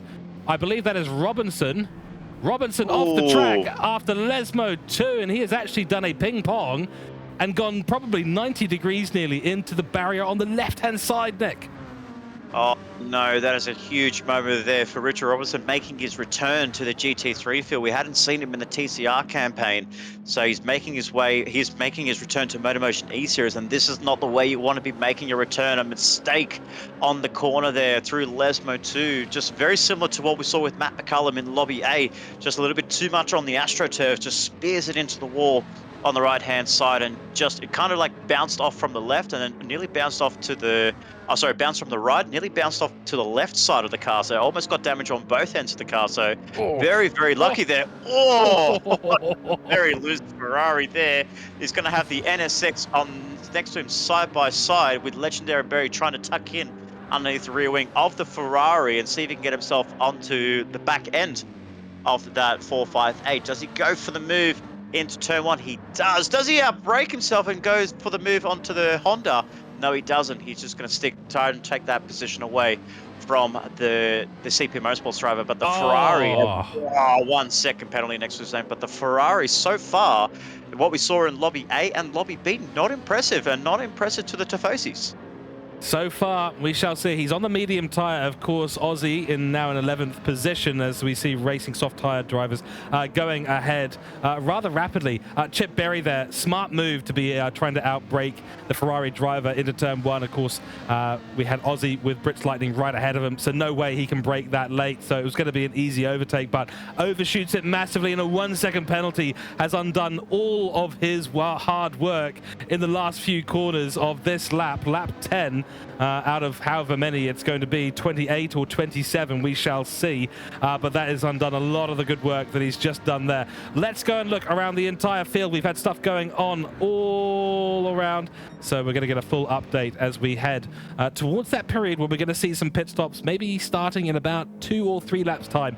Expat for Mad Turtle Racing, the number 13 car, leading the race, and he's extended the gap quite significantly. Hasel1, Mark Hasseldine, has actually made it up ahead of Jeff Bruin, who was in second place. Now we find that the second place Pro-Am driver in this lobby is Mark Hasseldine, followed closely by by Booster Blake, as I see Jeff Bruin peel off into the pit lane early on. Has he pulled that trigger too early?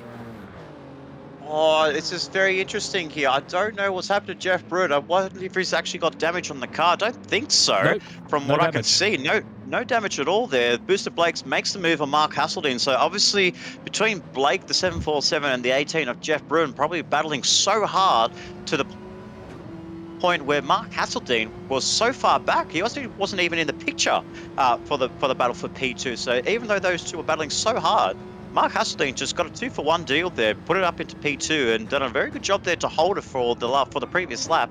But unfortunately, now loses that position to Booster Blake and calculate a risk here in Marcel Alberton in position 4, running very nicely in the Porsche 911. So we're seeing the highest placed Porsche 11 on the racing soft tires, not like what we saw with their teammates in the Group A lobby in the Elite and Pro class, both running on the racing mediums. So The Porsche's doing a really good job in this lobby, running to about lap 11. So we're not even 20 minutes into the race. So this is where, as we said as I mentioned in the previous lobby, you're looking at these numbers there, 17, 18 minutes in. And when did Jeff Bruin pull the trigger? On the 18th minute mark, he's committing to that two-stop. He certainly is. We'll see if that works out for Jeff Bruin. He's going to find himself well down in the pack, probably with a little bit of clean air. We saw it work out quite nicely for Matthew Jointson in Lobby A, where the massive undercut actually sent him flying up the field, but got caught up in the gaggle of cars at the end. I think he decided to switch onto the slower tyre. Yeah, unfortunately, I don't think that quite worked out as well as Matthew Jointson had been hoping. Aster Racing having essentially a round to forget at the beginning of this series. Booster Blake in a train of 3 at the moment, P2, 3 and 4 overall in this category. Let's check and find where Jeff Bruin has actually ended up. There he is. So he's come out P11, but soft tyres. So I think we can deduce it now. Surely soft for Jeff. Yeah, absolutely. There's no question there for the grid line racing, but he's got a good gap between himself and the drivers in 10th place. You can see on the mini map there from position 2 to position 10, it is relatively close, and you can see the last car exiting the Retifilia corners right now. That is legendary Berry Chip Berry in position 10, and then we can see the first car leading that pack, Boosted Blake, going into De La Roggia. So you could say relatively these guys are so close to each other.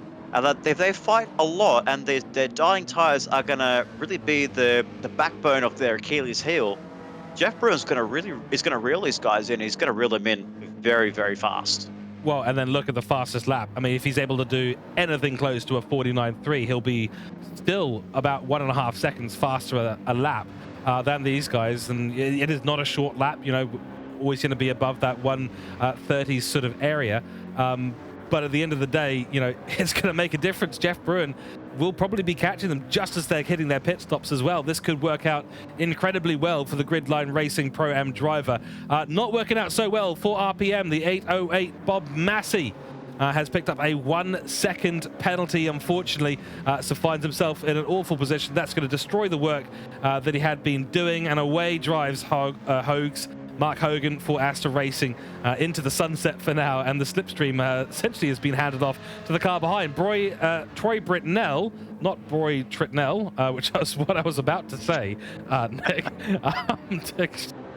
Maybe that'll have to be his new nickname. But no, Troy Britnell in the slipstream now. He's got an opportunity in the Honda. Medium tyres as well, so he's running long, just like RPM. Yeah, absolutely, and I'll commend you for that there for Roy at Britnell. I did the same thing in Lobby A. I don't know if anyone actually would pick that up. I actually called Nick Pfaff and Luke Stone, Luke Pfaff and Nick Stone. So I had a bit of a mumble there. So it's 1 for 1 here, George. But yeah, no, it's a great hit for Troy Britnell to be in position 8. Incidentally, his teammate actually has had a disconnect. So we only have the sole Honda NSX on track. Unfortunately for Mitch Collin, a DC early on in this race here, and not going to be scoring points in the Pro-Am class. Oh, that is a real shame. Of course, these things do afflict us in sim racing. We don't have engine breakdowns as such. We don't have suspension cracks or overheated brakes. What we have are dodgy internet connections, bad ISPs, overheating internet communication boxes, bad satellite coverage. All of those things can affect the sim racing lobbies. Unfortunately, Mitch Collin falling afoul of that today. Really gutted for them, and gutted for the Lightning Motorsport troop, who are looking to have a really good season. We've seen them evolve leaps and bounds. We had Lightning Motorsport and Team Capital, who I believe is the second offshoot team that Troy Britnell has set up and was racing for in the TCR Cup. Leaps and bounds throughout the season. They've always been this sort of underdog, dark horse. Maybe this is the time for them to really start stepping up. They've got a great troop of drivers with them. They've got Troy Britnell, of course, in the AM class, Mitch Collin Pro-Am. 2 pro drivers, though. Feels like they've got a little bit of a disadvantage in this overall, but they'll still be able to gather those team points. It's a team game, Nick, across the season. Oh, absolutely. And unfortunately for them, that they couldn't pick themselves up an elite driver in their squad. So they are having to deal with that you would say a little bit of a handicap, but it's not really a handicap because they're trying their best to get themselves some really good points in this team championship. Obviously, we've seen drivers from the CP Motorsports camp and Hasel1 Motorsport camp. They've only got 2 entries overall, so we can say that in the fact that they have gained advantages on the drivers that they only have 2 drivers in each lobby. But what we can say with Troy Britnell, I mean, he's been part of this operation here at MotorMotion E-Series since day one back in 2022. So he's been really putting in the effort here. Sorry, 2021. He's been really putting in the effort here to be consistent with this series, and obviously he's found a love with this series. He's brought his own team, Lightning Motorsports, to the fold, getting their license in with getting their level 1 RCA 2 years ago to be a part of this series. Troy Britnell always been bouncing off between teams. You know, everyone wanted a piece of Troy. Troy went from one team to another team to another team to another team. It's like an unlimited transfer window for Troy Britnell. He's one of the hottest drivers on the market, and everyone decided to pick him up as he goes for an outside move there on Hogan. Nicely done there. A bit more advantage on that medium tire compared to the driver in Hogan, but got a 1-second penalty, so probably that's why he didn't want to fight that too much for the veteran. But yeah, Troy Britnell, a very great guy as well. Over the headset, he's a really nice guy to talk to, and he's very enjoyable to get along with. So that's probably why drivers want to be part of his team, because it's a friendly attitude. He's a great guy, and you know, the drivers that he's had in his camp, especially with the likes of Campbell Knowles, Chris in the TCR Cup, Chris Fatapapa, Michael Brill. You know, these drivers they just have a strong connection and a strong bond. Indeed, yeah, he has a huge kindness about him, and of course he cares deeply about enjoying sim racing and not making it too serious or too competitive, though I think he's got a bit of a competitive bone running through his spinal column, that is for sure. Maybe 2 or 3, in fact. We've got a number of people jumping into the pits, and the medium runners as well. So Hogan in the pits after serving a 1-second penalty, Troy Britnell in the pits as well. Early, technically speaking, although arguably completely fine, limited of course by fuel rather than the medium tires length, and Legendary Berry has a 0.5 second penalty to his name, so that puts RPM up into the lead of this race. Our former leader Bob Massey is in 4th, sorry, not Bob Massey, Expat is in 4th position with Jeff Bruin up ahead of him. So is that the undercut working magic there? It kind of is, but this will be a low fuel run for Jeff Bruin. And I suspect with the fresh tires on Expat's car, yeah, fresh racing softs, this is going to be a bit of a chase and catch here. Yeah, but then you look at the cars right behind there, that massive pack there. There's a little bit of gap there between what we can see with Richard Robertson, who also has done an undercut strategy as well. He's coming to a 2-stopper. We look there with Boosted Blake, Calculator Risk, Jack Finch, Mark Hasseldean, Graham Splint in the second driver of the Gridline Racing Camp. I feel like Jeff really needs to get the foot down and needs to get the power down, but unfortunately, he's going to really, really struggle in this part of the race there, because these guys are on fresh softs. He's on, I would say, 5 lap old tires, while these guys are fresh out of the blanket on the car and ready to go. But the big thing that could help Jeff potentially is this lap traffic here. I feel like this lap traffic could be something that these guys will struggle with in this early part of the race, or in this early stages of this stint. Yeah, smell of the oily rag for RPM as he comes in on 0 liters of fuel. There's the overtake for Blue Dog. Beautiful overtake into Parabolica. Absolutely textbook again. We have seen some wonderful, wonderful overtakes. Probably almost cleaner overtakes in some way than Group A. So Lobby B changing things up as we see Jack Finch and Calculated Risk going at it down the main straight into turn 1. They will come onto lap 16. The Pro-Am driver in the 755 Porsche getting overtaken by Boosted Blake, who moves himself back up. Sorry, that's not Boosted Blake. That is Jack Finch moving himself up ahead of Calculated Risk for a change in the AM class standings. I think at the moment, relatively speaking, that puts Jack Finch into the lead of the AM class here. Let's just do a double check around the field. Robinson up there. By the way, coming out of the woodwork a little bit, another undercut for the Aster Racing team, working out nicely. We'll come back to that in a few moments' time. And then, of course, it is Bruin for Pro-Am. and then Aussie for Pro-Am. So yes, it is Jack Finch leading us away for Hooncorp, and another Hooncorp driver leading the second category in our groups. Yeah, absolutely. And it's a great start. It is a great recovery drive for Jack Finch after having his almost heart-and-mouth moment full spin in the car on the exit of the chicane into De La Roggia. So he's actually gained a lot of his time back now and is back on the rear wing of his teammate, Blake Williamson, in position 5. So this has really, really worked out a lot for Jack Finch. A very calm head, very smooth driving, no silly overtakes. He's been getting a couple of second penalties next to his name, yes, but he's been keeping the car clean and consistent. That he's now in the back of his teammate and he's actually closing in on him. So this gives him the lead in the AM class, but this could potentially be a blessing in disguise for him because running P6, we have Jeff Brune and Richard Robertson, and now we have Aussie GTR in Hayden Jones, that is for CP Motorsports, coming into the pit lane. How many drivers is that? That is about 3 drivers coming into the pit lane now. He's gaining positions, and guess what, George? He's gaining points. He is indeed, and this is the critical thing. We'll have a little rundown as we head towards the end of the race on who is where in terms of the teams, who's going to be getting extra points. Certainly at the moment, I'd say Hooncorp Esports looking to maybe take home a few extra points today. Expat leading Mad Turtle away, who had a double podium finish in Group A. Third place to Nick here, my co-commentator, and of course second place to his counterpart. Names are leaving my mind for some reason. Don't bother correcting me. I'll get there eventually. As we see a personal best into Sector 1 for Jack Finch. He's got pace on his teammate right now, and Boosted Blake, I'm sure, will be happy to have his teammate right behind them, pushing him along and keeping them out of the range of the Black Rose Racing cars looming behind. 31 minutes done. Track temperature and conditions looking relatively favorable. Headwind into Parabolica. That means tailwind into turn 1. Might be why we're seeing a few loose rear ends on the exit of turn 2 and heading into Curva Grande, where you do need all the aero you can possibly muster. Here goes calculated risk, and it is a 0.5 second penalty for Jack Finch. He's cut the course somewhere. Yeah, that looks to be a very classic De La Roggia cut there, probably on the exit off the second part of the chicane there. 0.5 of a second penalty. That's going to feel like an eternity as you come to the burn zone right here, trying to get off the racing line as much as you can.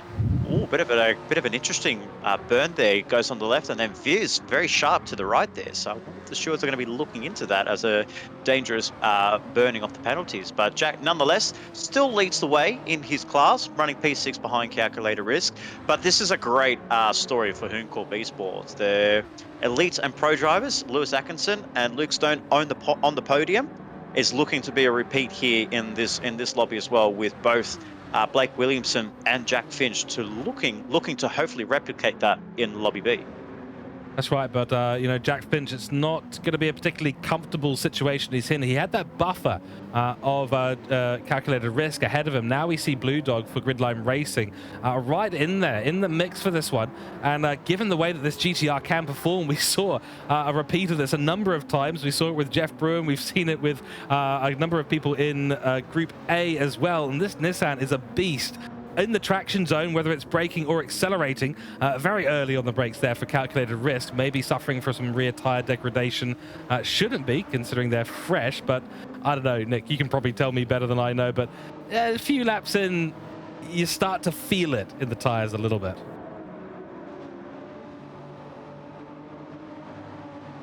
Oh, it does appear we do have a microphone problem for Nick Bautasso. Our analytics man will return in a few moments' time. Just give him a couple of minutes to sort out his microphone. I do feel like you do feel it in the tyres. After a few laps, you come out of the pits, and that first couple of glorious laps, you feel like you've got nearly infinite grip.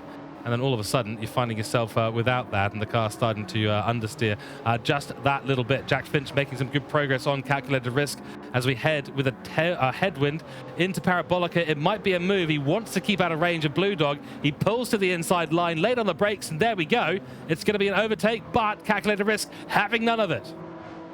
Yeah, that's a great defense there for Jack Finch. Hopefully you've got me now here, George. Yep. But it's a great move that he's actually put there. They're going side by side. You actually can do a very late break into the Parabolica with this I would say it was a headwind. Now it's kind of gone into a crosswind. So you can kind of get later on the brakes there, but that's what we saw with Calculator Risk. Got later on the brakes himself and managed to go around the outside as well. So some nice driving there from these two drivers to actually get the braking performance that they need. But that straight line speed of the Supra, you can't fault that. The Porsche really lacks in the straight line speed. While it makes up in the corners, does lack a lot in that straight line speed. But going back to your point with the tire strategy, yes, the first few laps does feel very, very nice. You're pretty much setting fastest lap after fastest lap after fastest lap. Looking around about lap 5, as soon as you start to see around about 20%, 25% of red, that's when you feel the difference in the compound of tires. Yeah, and I think that's the same with something you have to become familiar with in terms of what your car and how your car is going to feel that degradation, how it's going to start performing under those conditions. Something that the drivers just need to work on, and some of them won't be as familiar with the cars that No, they've been given by absolutely. their teams this season, will they?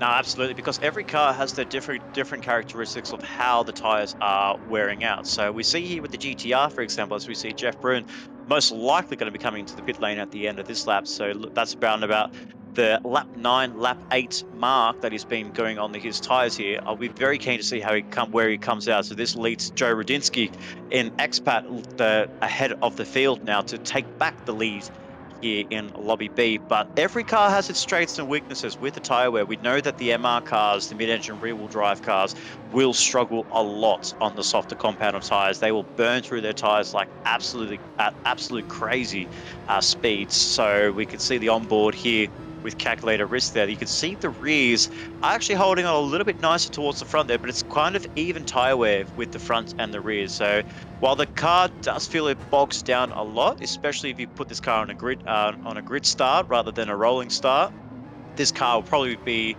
uh, making its way into turn 1, lap 1, while every other driver is on lap 20. That's how slow it is with the start line. Oh, as a 1 second penalty there for Jack Finch. But the MR cars are going to really be struggling on those soft tires because they can burn through it a lot faster. So while they have the advantage of fastest laps at the early parts of the race, the second part, they will lose time and they're going to be in that danger zone of losing that one-stop strategy potential that they'll have to run a two-stopper. But I feel like with what we've seen here in this opening round, I do feel that most of these MR drivers, especially with the Hondas, running that racing medium tire, it seems to be the way to go for them because it's just that soft tire just won't make that 25-minute mark. Yeah, and they have to get there. I mean, depends on what strategy they're trying to take. If they're going to use the medium at all, you might as well be thinking about the one stop. You can extend a little bit, but fuel becomes that constraint, a constant constraint. The medium tire, yes, it'll last probably the whole race if you really wanted it to. You're never going to have the fuel to do it at the end of the day. So it makes sense that over the course of this first round, Nick, we've actually seen basically a natural evolution, a natural theory evolve or emerge, I should say, from the two-stop stay on softs all the way through. So why wouldn't you? Jeff Brun with a 0.5-second penalty. We've seen Finch pushing way too hard to try and stay ahead of calculated risk. And now back here, Hogan absolutely going for it. But talk to us a little bit about that natural emergence of the two-stopper as we watch this fantastic battle evolve for P8. Well, the only way you're going to make a two-stop work is if you are, let's say, in the way of Gopi speed, Gopi Mahidra speed, Lewis Atkinson speed. You really have to be putting the fastest lap. We did see Jeff Brun set a 49.3, but the problem was that he could not set the same pace as we see Bob Massey go for the move on the CP Motorsports rider. Will he go for 2 here going into Red Affiliate? No, it just sticks to 1. Does the Mad Turtle Racer, but the CP Motorsports was looking to hold around the outside, but tucks right in underneath. The two-stopper, the only way you're going to make a two-stopper work is if you have a clear pace advantage over the rest of the field there. But what we saw in the qualifying results, that the lap times were so close to each other that none of them were actually, it didn't look like there was a driver that could, merge into the 1 minute 48s or low 1 minute 48s. Obviously, no offense to the drivers in the Pro and AM class. I'm sure they put in all the hard work to try and get the lap times as low as possible. But the only way that's going to work is if you have a clear advantage over everybody else. Jeff Brun, as we saw early in the race, strong pace advantage. We saw him with the braking performance of the GTR. And what we saw with Scott Taylor in lobby A, it just didn't look like it worked for them. Obviously, the only way you make that work is if you have a pace advantage of 49.3. Doesn't really cut it, unfortunately. No, exactly. And of course, a refresher for those watching of the qualifying results. I go from Mahindra in Group A, a 1:47, yes, a 47.5. He was 0.854. So nearly a second clear of his nearest runner, Lewis, despite Lewis's race pace being absolutely excellent and actually staying really, really close. As we see 3 wide in a Parabolica, something's happened to Jeff Bruin. He has had a big mistake in Ascari. He's dropped right back into this battle pack, ended up 3 wide, and worst of the pack of 3, doing that as RPM tries to defend the inside line, doesn't want to give it up to the RCZ. The RCZ wants it though, because that's where the traction's going to be. Dives to the left-hand side. Is he going to try deep braking around the outside? I think they're going to be nearly 3 wide as Jeff Bruin wants to send it down the middle into the braking zone, has to pull out, but side by side it goes. Aster Racing with a little bit of contact between him and the Gridline Racing R35. Welcome to the party. CP Motorsports and Aussie wants a piece of it. Something awful has happened to Jeff Bruin, and he's now finding himself in 9th. He had to serve the half-second penalty there, George. That's what it was. He had a half-second penalty over his head, and he had to serve it, and that's what brought Bob Massey and Mark Hogan into the play. They're making a 3 wide into Parabolica. What a chaotic scenes here that we have on display for us, ladies and gentlemen. The battle for P7 rages on. Troy Britnell doing a fantastic job getting himself away from this pack to be the lead Honda in a P6. But yeah, Jeff Bruin just really struggled there with that half-second penalty. Really, really close call there, and very scary moment going into Retifilio. Crikey, it's one of those things when you get a car who is slowing down, they'll be on the right-hand side of the track, racing line, of course, on the left-hand side as you enter that final corner. You can see that in the track map where a few cars are just coming into that final corner at the bottom of the track map. It is a scary moment. Suddenly you find yourself having to overtake around the outside, not able to take the inside apex at all.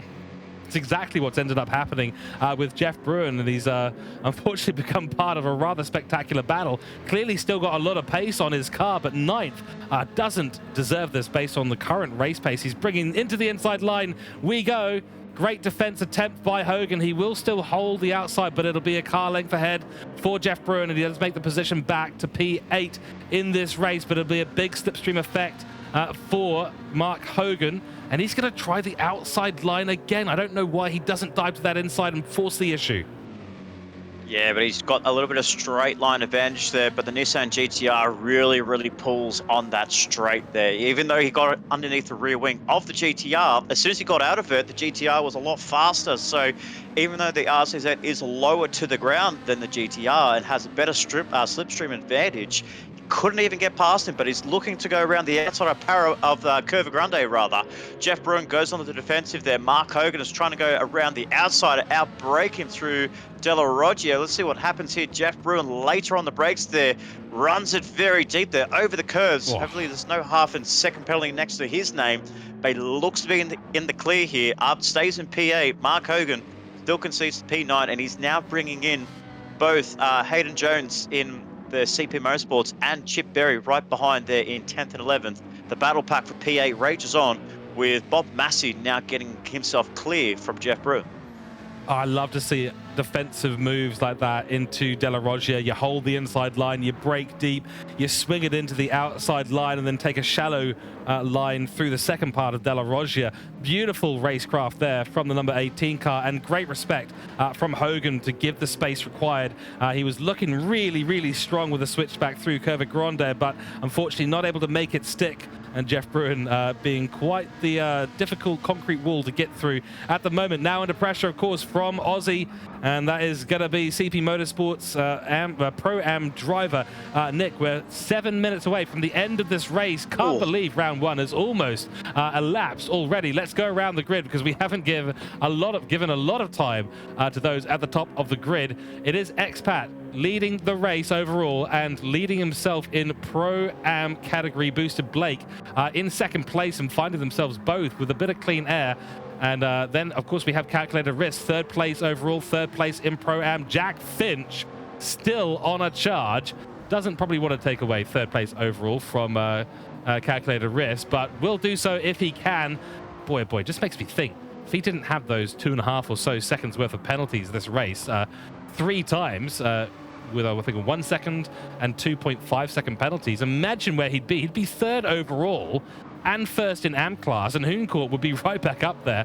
They're already on for a podium in AM class now. They got a podium in the pro class, of course, with Luke Stone.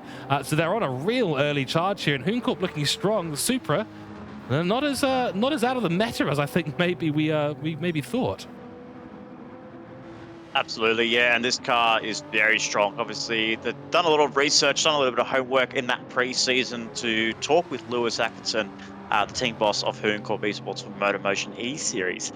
Obviously, doing a lot of homework, going to a lot of tracks, doing their R&D development to actually get to pick out which car they wanted. And obviously, they all agreed that this Toyota Supra is the meta car, is the strongest car on the grid there. So I wonder how the round robin went.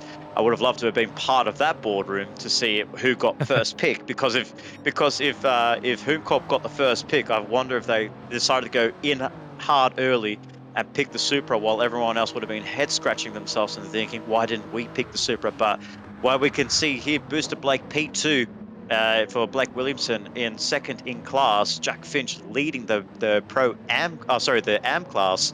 It's very similar to what we saw in Lobby A. We had Lewis Atkinson P2 in class and Luke Stone P1 in class. So it's basically just copy and paste with Hooncourt. These guys are flying here with less than 5 minutes to go. I was about to say, you might not want to be in part of that council meeting. You ever heard of the First Council of Nicaea? Anyway, for those of you who don't know what that is, go and look it up, or certainly see some more of the comedic interpretations of the event.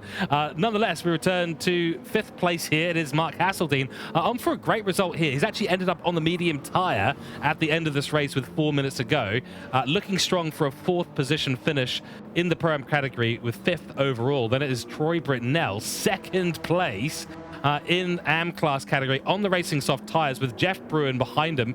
And looks like something happened to RPM. Bob Massey has had an issue and he's fallen back behind Jeff Bruin, if I'm not mistaken. I think that just may have been a nice clean pass there that Jeff Bruin put through the Della Roggia chicane. So obviously cleared Bob Massey on this lap there. So it just looked like a very textbook move, seeing on my secondary screens there that he did get the move done before Della Roggia. So it's Jeff Bruin up to P7. But what we saw with Troy Britnell's car, it is almost on the rims here and it's pretty much nearly there. Oh, this is going to be very, very close finish for Troy Britnell. Is he going to be able to hold on to this car? What have we got? Less than 3 minutes to go. So we're looking at about 2 more laps after this lap. This is going to be a very, very tight finish for Troy Britnell to see if he can actually hold on to this P6. Yeah, I mean, look, the battle with Jeff Bruin, not a battle he really needs to be fighting. That's Pro-Am for Jeff. AM class for Troy Britnell, RPM same. Oh no, that is an AM class driver. So RPM, Bob Massey is the 3rd place AM class driver at the moment. So he is in a battle with Troy Britnell. So Britnell needs to not get held up by Jeff Bruin. Probably should be thinking about whether he can let him go and then use his slipstream to elevate him ahead of RPM in the last couple of laps of this race. Expat, I believe, is coming through Lesmo 2 at the moment. So he will be on.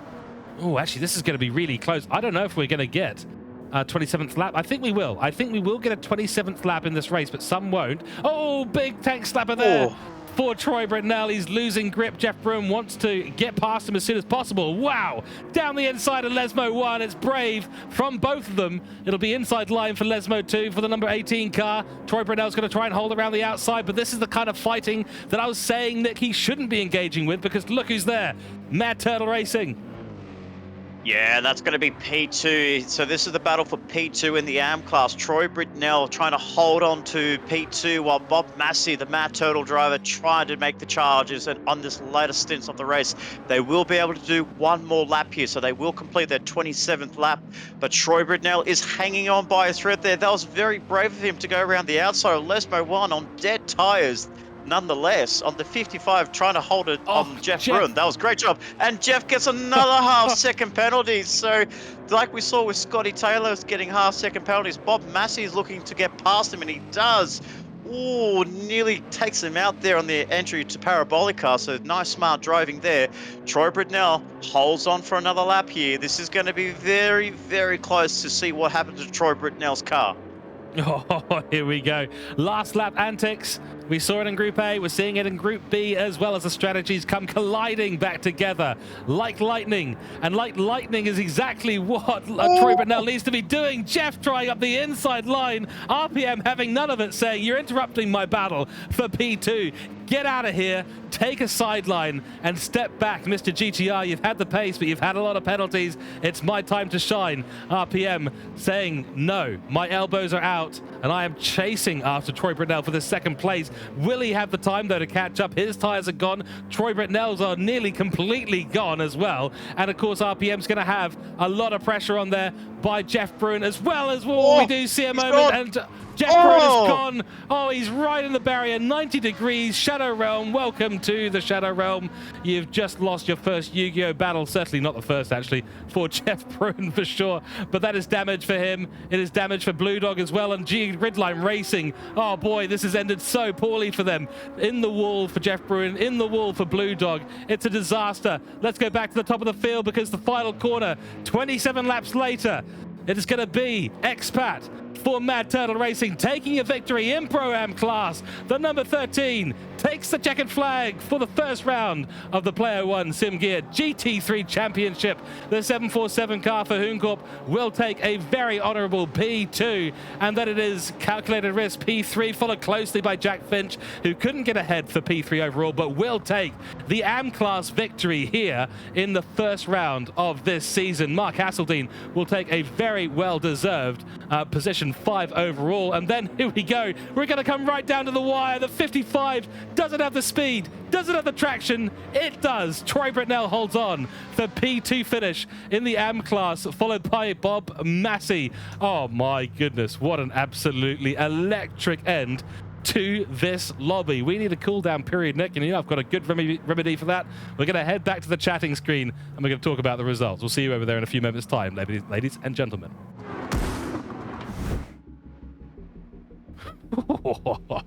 Oh, you gotta love Group B. You gotta love Group A. Ladies and gentlemen, this is the GT3 Championship, and this is only the first round. 2 hours of racing done, and we have another 9 rounds ahead of us. Let's bring up the results of our Group B, and it's going to be first up, the Pro-Am. Joe Rudinsky. What a performance, Nick. Absolutely. And, you know, led from start to finish there.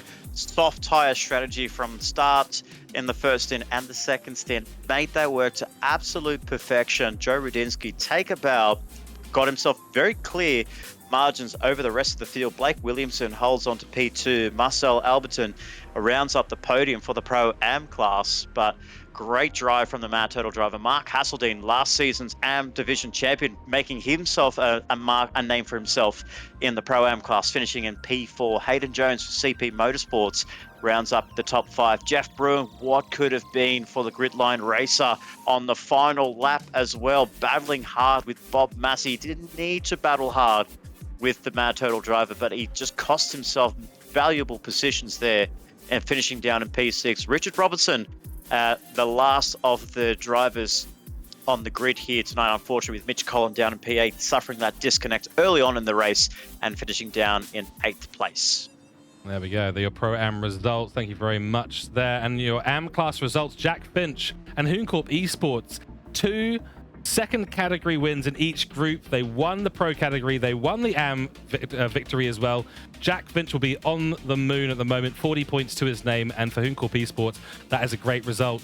Troy Britnell in second place. Taker Bow, the CEO of Lightning Motorsports, 34 points he'll take home, followed by Bob Massey. Another double podium for Mad Turtle Racing. I'll get excited on it because if I let Nick loose right now, he'll talk about it for the rest of the evening, and I know he will anyway. Mark Hogan in 4th place for Aster Racing in the AM class, followed by Chip Berry for Black Rose Racing, Graham Splint, and of course we had Blake Durston and Ben Blake are not able to make it today, so 0 points to their name.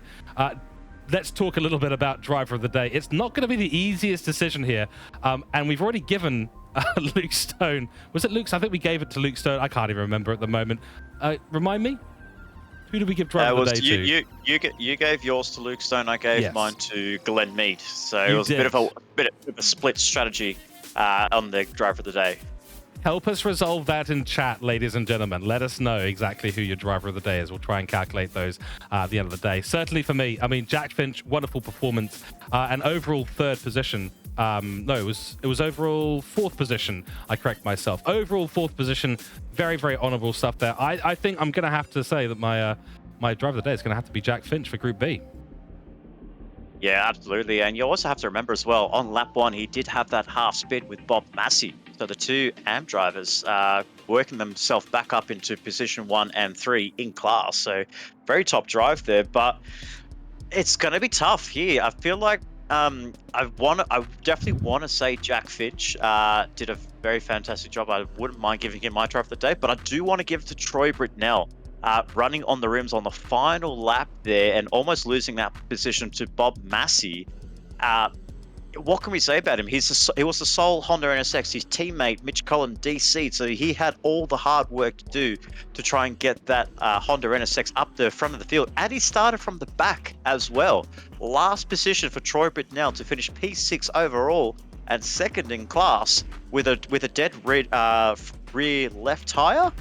Man, that is a worthy drive for Troy Britnell, and that is my pick for driver of the day. So at least we give our driver of the days to the AM drivers, but no mention from the pro AMs, even though they've done a fantastic job up ahead. Hey, look, we know that all throughout the season things are going to chop and change, but there's too many options there. You know, picking driver of the day is not very fair for us. So let us know in chat, who is your favorite driver today? Who do you think deserved the overall driver of the day? Let us know. So the standings look like this. For the AM title, the top 3, Jack Finch, Troy Britnell, Bob Massey. Then in the Pro-Am title, it is Joe Rudinsky, Blake Williamson, Marcel Albertin. Then in the Pro category, Luke Stone, Glenn Mead, Matthew Jointson. In the Elite, Gopi Mahindajit. Can anyone stop him? Lewis Atkinson and Nick Pautasso, our co-commentator tonight. So that means, Nick, in terms of the team's title, and this is critical, Hooncorp, with the best day out on round 1, finds himself on 116 points. Followed by Mad Turtle Racing. Yes, I'll give you a chance to talk about your team in a moment. On 105 points. So an 11-point difference already between the two teams. Then Aster Racing on 83. Co-joined in third place with Black Rose and Gridline. All 3 teams on 83 points. Then it's Lightning Motorsport 68, Hasel1 on 44 due to a lot of drivers not being able to make it, and CP Motorsport, similar story, and 36 points to their name. The Ferraris are struggling out there today. But oh boy, Hooncorp and Mad Turtle seems to be the battle brewing in the GT3 Championship Season 3. Seems to be the battle, absolutely, but we do have to remember it is the first round. We have 9 rounds to go here. We're starting our European leg here, and I can't wait for the next one. Circuit de la Sarthe, Le Mans.